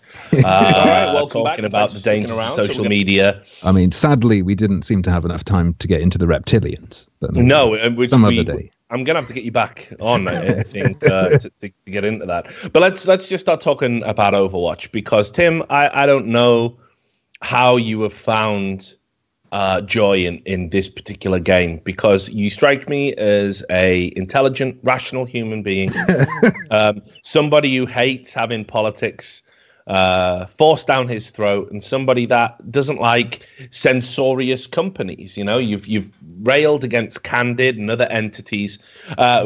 Blizzard are indeed censorious. They've made having Trump in your username a bad thing. You know, you get your name changed. They took one of my names. Was it Cyberbully? Cyberbully. So I changed my name to Cyber Semite. Not bad. How did that work? It's going all right. They're letting me have it. And what I did was they have a dreidel logo you can pick. So I'm Cyber Semite with a dreidel. And my thought is, if someone reports me and is like, I'm offended, and they change it, I'm saying I'm Jewish. I'm going to rain a shitstorm on them if they touch that name. I mean, so let's why Overwatch? Because surely you can see what they're doing here, Tim. You can see what the game is intended to do, right? Because it's not just a game. Well, I mean, the stuff surrounding I'm guessing you mean more like the lore stuff, where they have it. Look, let's be clear again. Gay people in games, fine. I literally don't give a fuck. I don't know how anyone can be upset. But I've said this before, and I'll repeat it, and you can tell me if I'm being a lunatic or whatever. It seemed to me quite clear that after the Tracer's ass controversy, where one person complained, so Blizzard decided to set the precedent. If one person complains, we'll capitulate to our artistic vision and change it to be whatever you want. They then turn around and said, oh, by the way, she's a lesbian, because clearly they were aware that there was a male gaze element going on, and it was a way to deflect the accusations of sexism and over-sexualization of a character.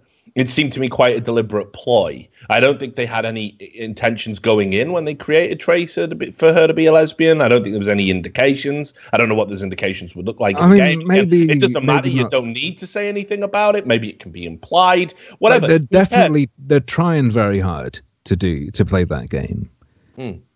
But I think they're mostly playing that game for people who don't really play the game.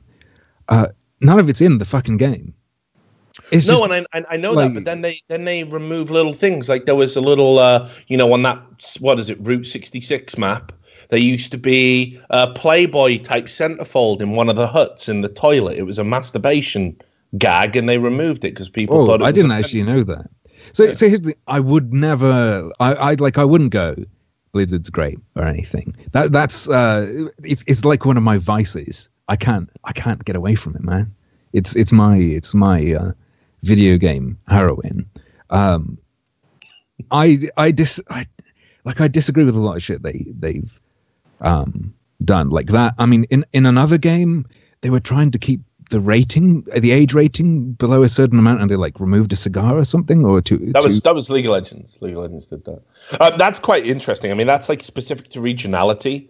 In China, I think that you can't show tobacco products on anything. It's not just about an age rating. It's the same reason they have a taboo about necromancy, which made okay. I don't like you that. Can't. I understand. It fucked up the World of Warcraft Lich King expansion out there. It's completely different. Even on the CS:GO skins, you can't show skulls and that sort of thing. I understand why they have to do some stuff like that, but that's something I don't like. The Tracer ass thing was interesting because they changed it, but they didn't change it to a less sexualized thing. No, I don't think so either, but maybe they think they did. They changed it to a pin-up pose. So they may have been, I think, they've definitely done some things like that. That gag they removed is definitely why? Why are you doing that? What, did someone get offended or something? With the Tracer ass thing, I'm sort of thinking maybe they are telling the truth when they say, well, for us, we just agreed that it was not quite right to a character, because they definitely didn't change it to something less sexualized. And while there were people celebrating before it was changed, when they said they were going to change it, they're like, oh yeah, women are over-sexualized or whatever. I think perhaps their delight at it being changed doesn't reflect Blizzard doing it for them necessarily, because I prefer the changed one, and because it to me that's a pose that still focuses on the ass. Let's be real. You just think it's hotter now because she's a lesbian. Because I know you play a lot of Widowmaker, and I've seen the fan art, right? So it's just like those two fucking I know what's going on here, Tim. I'm not an idiot. But look, again, it seems strange that Like if a games company changed my name in game, yeah, sure. If I had like some outrageously fucking racist name, right, or something that just is unacceptable, sure. Obviously, I had that coming. Definitely, I'd ban people for that. It's fucking gross. But cyberbully. Yeah, it's like cyberbully. For real. I almost wish I could go, yeah, fuck this company forever. I'm addicted. I'm legit like I can't do it. I can't just go no because I like the game too much, and I like it for all the stuff that is nothing to do with any of the like. I keep up with the lore kind of because I see people talking about it around, and there are little pieces of lore in the game. But the diversity stuff, the more controversial stuff, like, isn't there. You don't. It doesn't pervade the game. It doesn't, like, you're not going to be playing a match of competitive and suddenly start arguing with someone about gender.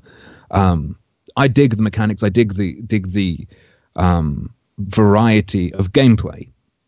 So I think they've done a really good job at making the characters so different to play and make them fill different roles. Balancing the characters is another story. I don't think they're ever going to manage it. We're always going to have like quite a distinct meta with some characters being clearly great and others falling back, and then maybe they'll switch it over. Like I don't know if you pay any attention to it, but yeah, I do actually. Oh right, like yeah, like what it looks like they're doing is they're almost like, instead of sort of fixing this character called Reaper, they're like making him quite strong and shitting on Roadhog and almost like switching them, sort of almost, and trying to get one into the meta and one out. Maybe, I don't know. I think Roadhog is like one of those. Like, I know this. Like any game, like, because League of Legends had the same thing. It was like, you know, when you're talking about unskilled shitbags that don't have an appreciation of like movement and placement in the game, anything, exactly, punishing your poor placement, anything that has a hook mechanic, nerf this. In Dota, it was nerf Purgy's too strong. In League of Legends, it's nerf Blitzcrank. And obviously, Roadhog was always going to go down that same route, because obviously people can become very adept at prediction and landing those skill shots. And it's like a noob bashing in-game mechanic. And nobody thinks about how they can neutralize it, or how they can improve to neutralize it. And they just think about how fundamentally unfair it is that you've got this like seemingly very overpowered ability within the game. So I saw Roadhog getting fucking nerfed into oblivion kind of coming, because that's been the way it's gone in every. They've like cut his damage by a third, increased his fire rate, and increased his clip size. But the thing with Roadhog is he was like, you hook someone, they're fucking dead. It's like now it's looking more like if they keep the changes they put on the PTR. It's going to be, he's just going to be another team player, whereas he could flank before, even though he's a fat fuck. Like, you could flank and get a pick. Now it's more like he's going to just become part of the team's death ball. He's going to be the person who pulls them into your ball of death instead of being. Yeah, but maybe that's the idea. I mean, like, again, with Dota, it's always been flexible, right? Like, you know, there's been periods where, you know, certain heroes can kind of move from being a carry, you know, the carry or an offlaner, and then all of a sudden it's like they're more suited to support all of a sudden, because their kit is still really good, but the overall damage that they put out, that, you know, is greatly reduced. But the kit is enough to synergize with somebody else in the team. So I don't necessarily think it's a bad thing. You know, it's about waiting and seeing how the meta plays out. That being said, I reckon he's gone. Clearly, someone's going to replace him. Oh yeah, probably. But you know, clearly, what I will say is Blizzard. It's not like they understand balance and never have. Going right the way back to World of Warcraft. You know, they don't. Like they don't get it. They've never got it. I think maybe they're listening to the forums too much. Yeah, but this is the point, isn't it? They're making a game for the community, right? Everything. This is the whole point of the Overwatch section. The whole thing about Overwatch is that what they're trying to do is create a community game where all of these people feel, you know, safe and represented, and maybe people who can't get into gaming can come here. And we want our Overwatch League to be a super success, so we've got to pander to everybody and have these core values running through everything that we do. And it's like, we believe this will make us incredibly popular, and we believe we can tap into an audience that doesn't already follow games and follow competitive gaming. That's what they're looking to do. And as a result of that, it's almost like the game itself is secondary to their overall philosophy. I guess in a sense, yeah. It's a shame they wouldn't try to use this, like, instead of trying to draw people in by, I don't know, softening it or whatever, use the incredible, almost Disney-like world they've made and the characters, because it's awesome what they've done. It's like they've managed to have a whole comic company's worth of superheroes and supervillains, almost that kind of thing. I really dig their design and stuff. It would have been nice if instead they could use that to drag people in and push them toward the hardcore side of things. I guess sort of to bring it back to the overall tone, because it sounds like we're going to get into an Overwatch balance discussion here, which is certainly, I'd be out of my element there. But, to bring it back, I guess the sort of question where I wanted to go with it is, how do you kind of reconcile saying, oh, if you support Candid because of their weird shit that they're doing, that seems to be a bit strange and perhaps a bit disingenuous. But Blizzard are one of these development companies now that we talk about the gamification of opinion.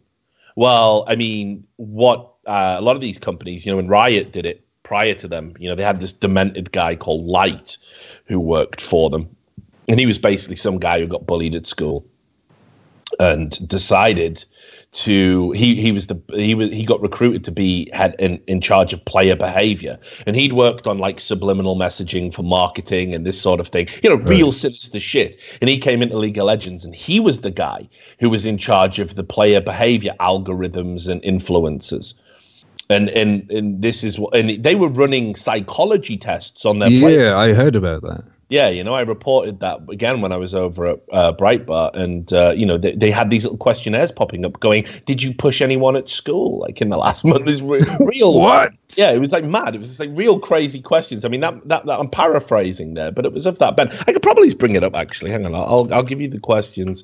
Let me just see. Riot Games psychology test. Okay, let me just see.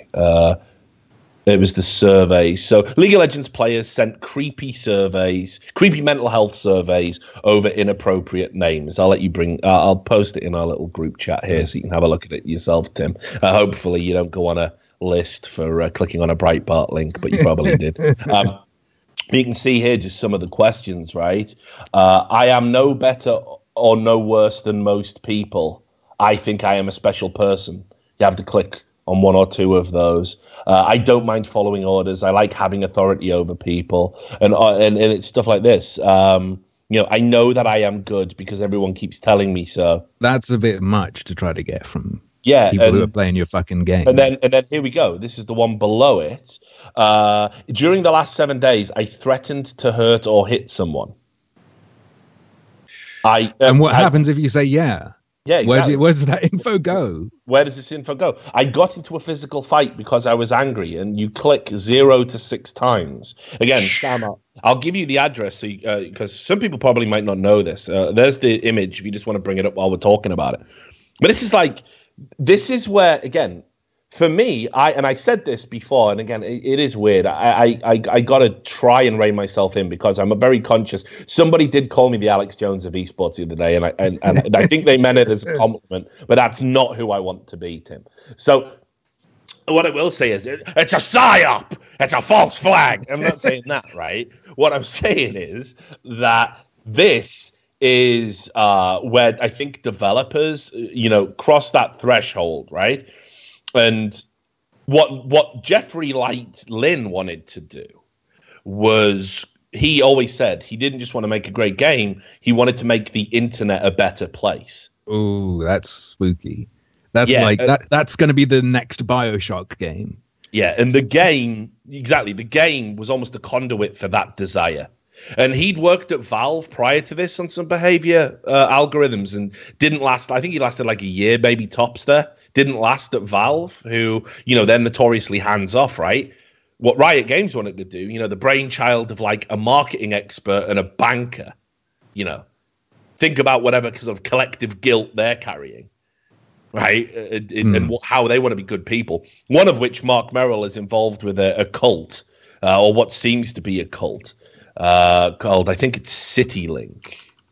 Is it CityLink? No, I can't remember what it's called. No, I don't want to say that. It's not CityLink. Right. I think. Regarding you asking me about how I reconcile my criticism of the people endorsing Candid with me being into the Blizzard stuff. Yes, because that's where all this is going. Is just saying, I think Blizzard are now trying to inject your social awareness, if you like. Well, I can differentiate it quite easily. I would never ever do a sponsorship with Blizzard. Okay. Like I wouldn't criticize them for using Candid. The problem is they've got this thing that they're advertising, they're taking money for, they're signing up to not be able to criticize it heavily. Personally, I actually don't do sponsorships anyway. So I wouldn't run into that problem. But let's say I did, I wouldn't do a sponsorship with a company that has practices like that. Yeah, sorry, it's called City Year. Right. City Year. And what they are is, it's like if you work at a company, Mark Merrill, obviously, he has Riot employees go and work for this, and it's like they do social improvement programs for volunteers, but they all wear red t-shirts and they all live in oh god, they've got a uniform. Complexes. Yeah, they got a uniform. And are they gathering weapons? Not quite. I haven't seen them stockpiling weapons yet. But if you type in "is City Year," the thing that comes up, the first option on Google is a cult, and they have these there's just all these horror stories about people who got involved with it, who were just the way the language works. They completely control you. They judge you for things you say and do. You're encouraged not to talk to anyone outside of the City Year group. You're told you can't drink and smoke while you're volunteering for City Year, and people will follow you around to make sure you stick to that. And I just thought it was hilarious. I just thought it was hilarious that Mark Merrill over at Riot Games is involved with City Year. I think he's on the board. It's like, what is going on with games developers? What do they want? What about just making a game and saying, Here is a story engine, or here is an entertainment a piece of software that will entertain you for years and enrich your life. Well, you see all those people angry at Tim Sorrett. Yeah, the Last Night guy. They're pissed at him not just because of his tweets, but because of what they think the message of his game is going to be. But that's a dangerous message. Did you see he changed it on Steam? The description. Yeah, that is. Fucked. That is so fucked up. I was going to do a separate follow-up video, but I guess it's kind of nice to just kind of bring it into this discussion. Is that you saw my video in this channel about Tim Sorrett and how he had been kind of accused of being a pro-Gamergate person, as if that was in any way, shape or form bad. And as a result of that, failed games developers, but who have, reasonably powerful friends. Yeah, people who are fucking jealous of what he's put together.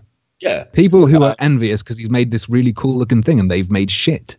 And they basically went public and were bullying him and hounding him, and Polygon did a hit piece on him and contacted the distributor, the publisher of the game, and they said, well, if he had those views, we certainly would have to think about our relationship, but we know he doesn't. Well, they actually changed the description on Steam.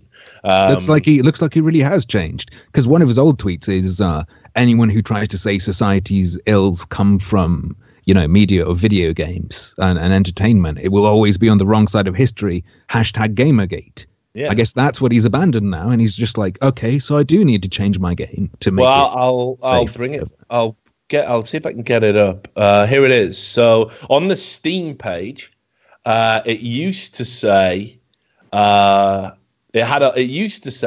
humans were first confronted with the era of survival, then in the era of work, and they now live in recreation. Machines have surpassed the work of man, not only in strength, but also in precision, intelligence, and creativity. Assisted by a universal income, people find it very difficult to find their vocation or their identity, defining themselves by what they consume and not by what they create. You see, the game, The Last Night, wasn't just going to be a critique of, what happens if progressivism was the dominant philosophy and everyone had to adhere to it with militant rigidity. it was going to be a critique of what happens if we all have a universal income. If we move away from a capitalist system, what happens to creativity? Yeah. And I mean, they've got it's not just that, even the full setup.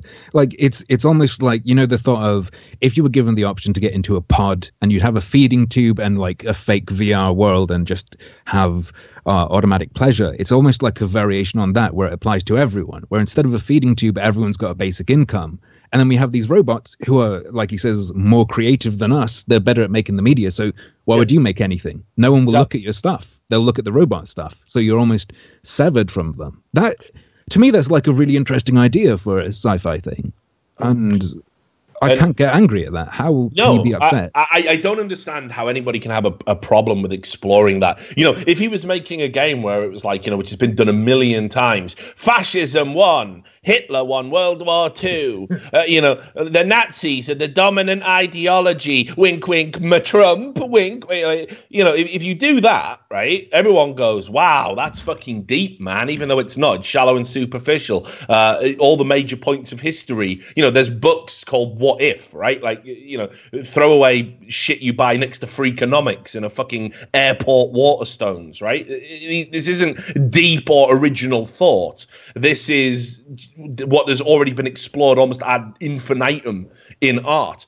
What has been explored a hell of a lot less is what happens if current political trends, this move towards enforced progressivism, what would happen if that was to win the culture war? Where would we be in 100 years, 200 years? That's interesting to me. And yet, because of his views, again, games developers, I mean, this isn't even his developer that had any issue with anything he said. They must have been aware of it going in. It's this pushback from people who simply don't matter. It's just like, again, it's like the Emperor has no fucking clothes, dude. Like, Zoe Quinn is so unimportant. She made one Twine game. Yeah. And I mean, that guy who did some work with Ubisoft or whatever, he wasn't saying I'm not going to buy the game. He was saying I'm going to pirate it or whatever. Yeah. Yeah. They can't deny that it looks sick. It looks wicked. Yeah. Yeah, exactly. So it's not like people aren't just like I can't resist Blizzard. They're not going to be able to resist this shit. Well, okay, but do you know what they've so here's what they've changed it to now on the Steam page. They removed, so it's not just the feminism thing or the Gamergate thing they have a problem with. It's even the fact that he objects to a universal income, that he objects to this idea of socialism. It doesn't even make sense though, because they should be, if they're skilled at talking, if they're skilled at writing, they should want this game to come out to give them an opportunity to talk about why that's wrong. Or whatever. Yeah, or why it wouldn't end up the way it would. But yeah, look, so it says now, humans first knew the era of survival, then they knew the era of work. Now they live in the era of leisure, so they've changed recreation to leisure, which is interesting. Machines have surpassed human labor not only in strength, but in precision, intellect instead of intelligence, and creativity. The fight for survival doesn't mean food and water, but a purpose for living. People now define themselves by what they consume, not what they create. Universal income completely scrubbed. It's completely gone.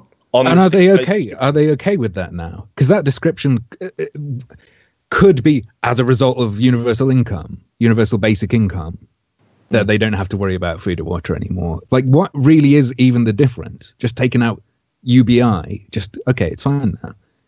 They should fucking stop. No one's ever going to be happy with them now. Yeah, it's just unbelievable. Honestly, and again, you know, I'll just shift away from Overwatch because we're getting into sort of the last 10, 15 minutes of the show.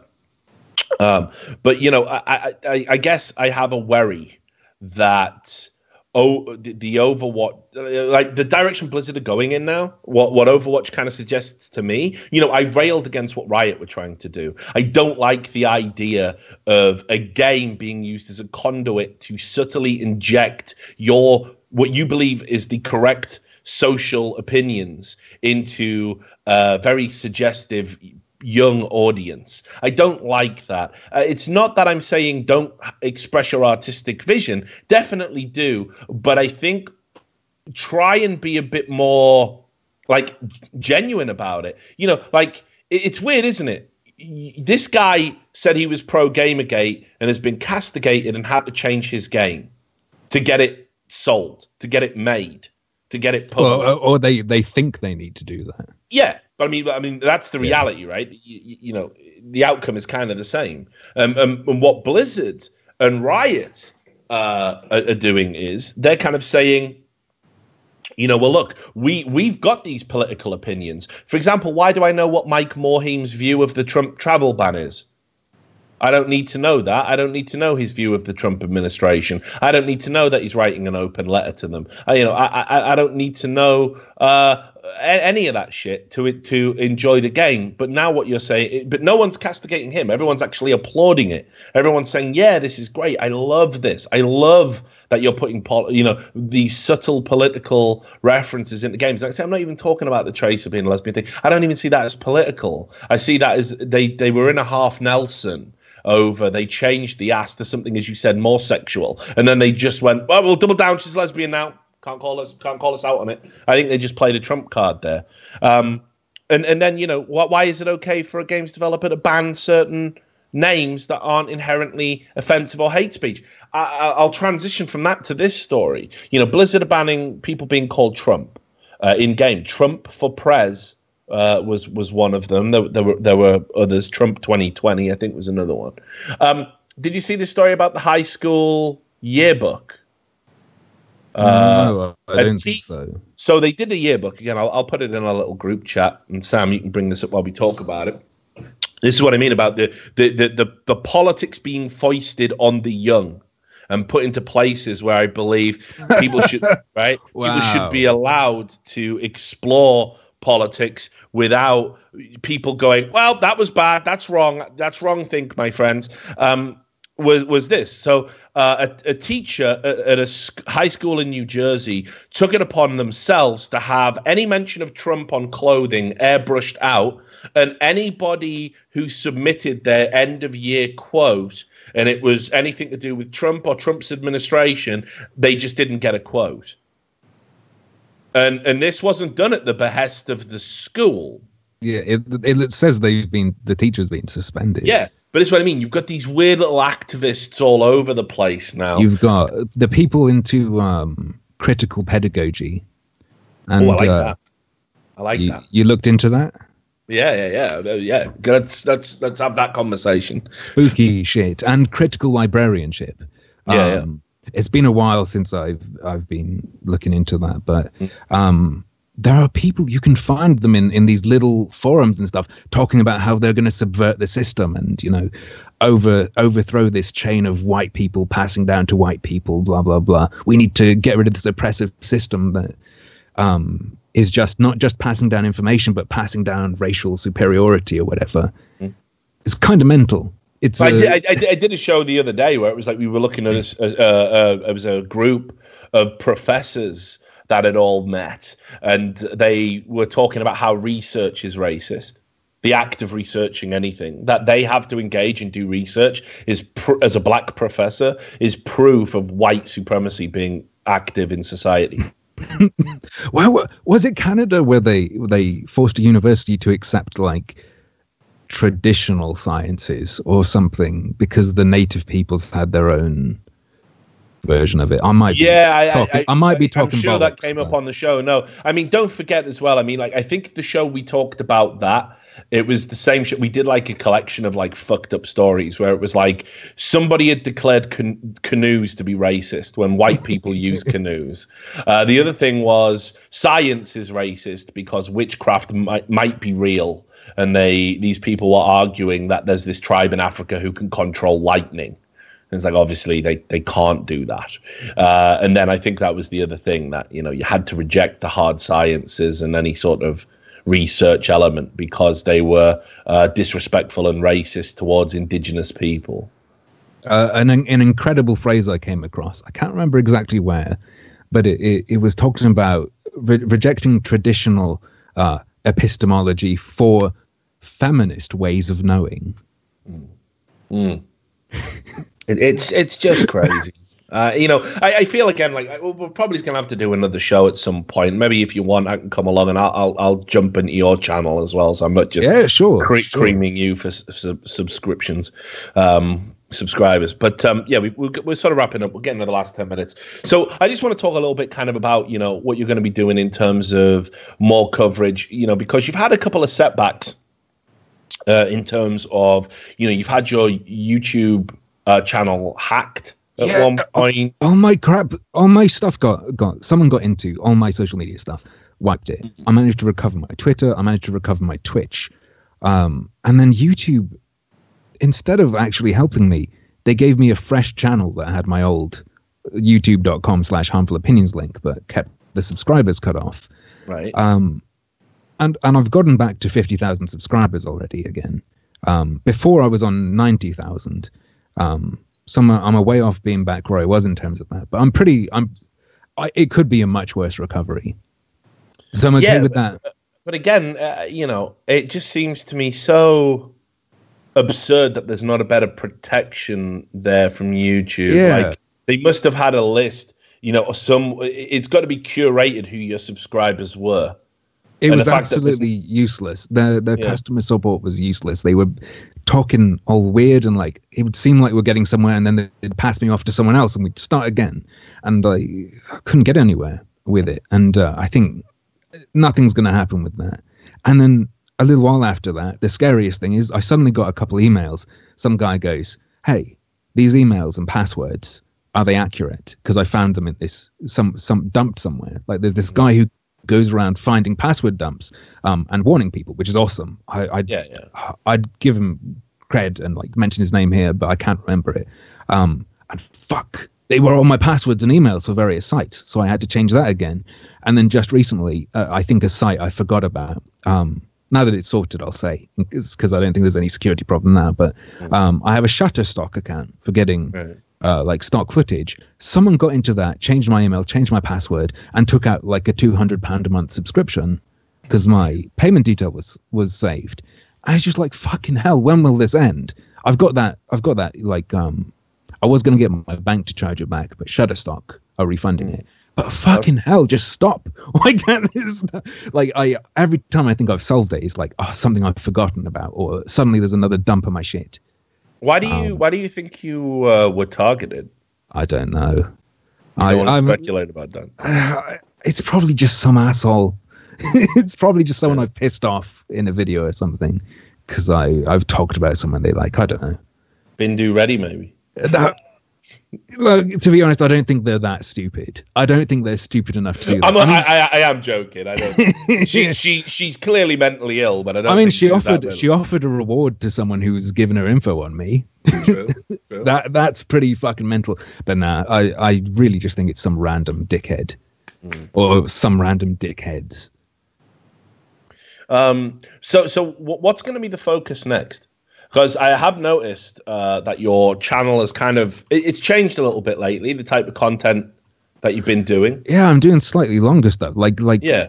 The next video I've got is going to be talking about the sudden resurrection of Gamergate during E3, where Anita wants attention, so she talks about it. Zoe wants resurrected by the people who need it to fight against, to be afraid. Exactly. And we've got like this suddenly news articles where it's like Gamergate to Trump and how Gamergate let Trump in. Everyone trying to get attention from it.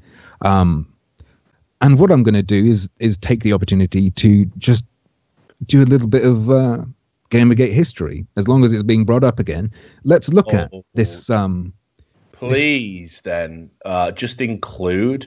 You know how all the creepy male feminist allies end up diddling people. Yeah, they all turned out to be fucking rapists and sexual assault. Maybe I'll get that. Please include that, because that doesn't get talked about anywhere near enough. I'll see if I can slip it in. I'll see if I can, because I mean I've got the That's what they said.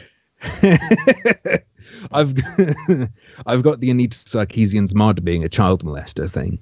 Yeah. And some other stuff just to point out. Why I'm laughing at that? What the fuck, though? Why are they all just a bunch of mentally ill people?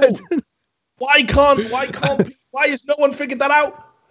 Did you see the most tragic things, like the Crash Override Network? Like, it's like yeah. Christmas Day. It's Christmas Day. You're Chris Louis, your next football star. What are you doing on Christmas Day talking to these blue-rinsed lunatics about who you're going to dox next? And that's not allowed on Wikipedia when we talk about Gamergate. Meanwhile, the mainstream media still keep dropping this idea that Gamergate was an organised harassment campaign. There's no proof. Show me the proof. Oh, no, mate. I've got 2 bits of proof about Gamergate coming in my video. The harassment I've directed at her, how I got banned from her Twitch chat. Okay, interesting. I'm looking forward to that. So you're going to be taking that on, but I mean, overall, kind of what, what's the end game? I mean, like, where do you want to go with all of this? Like, do you almost yourself like being one of those like household skeptics that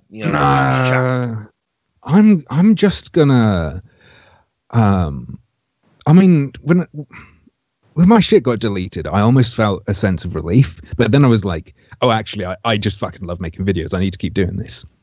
And what I'm going to do now is, before I almost felt this obligation to carry on railing on feminism repeatedly. And I don't know why. I just got into that groove and thinking I had to do that or whatever.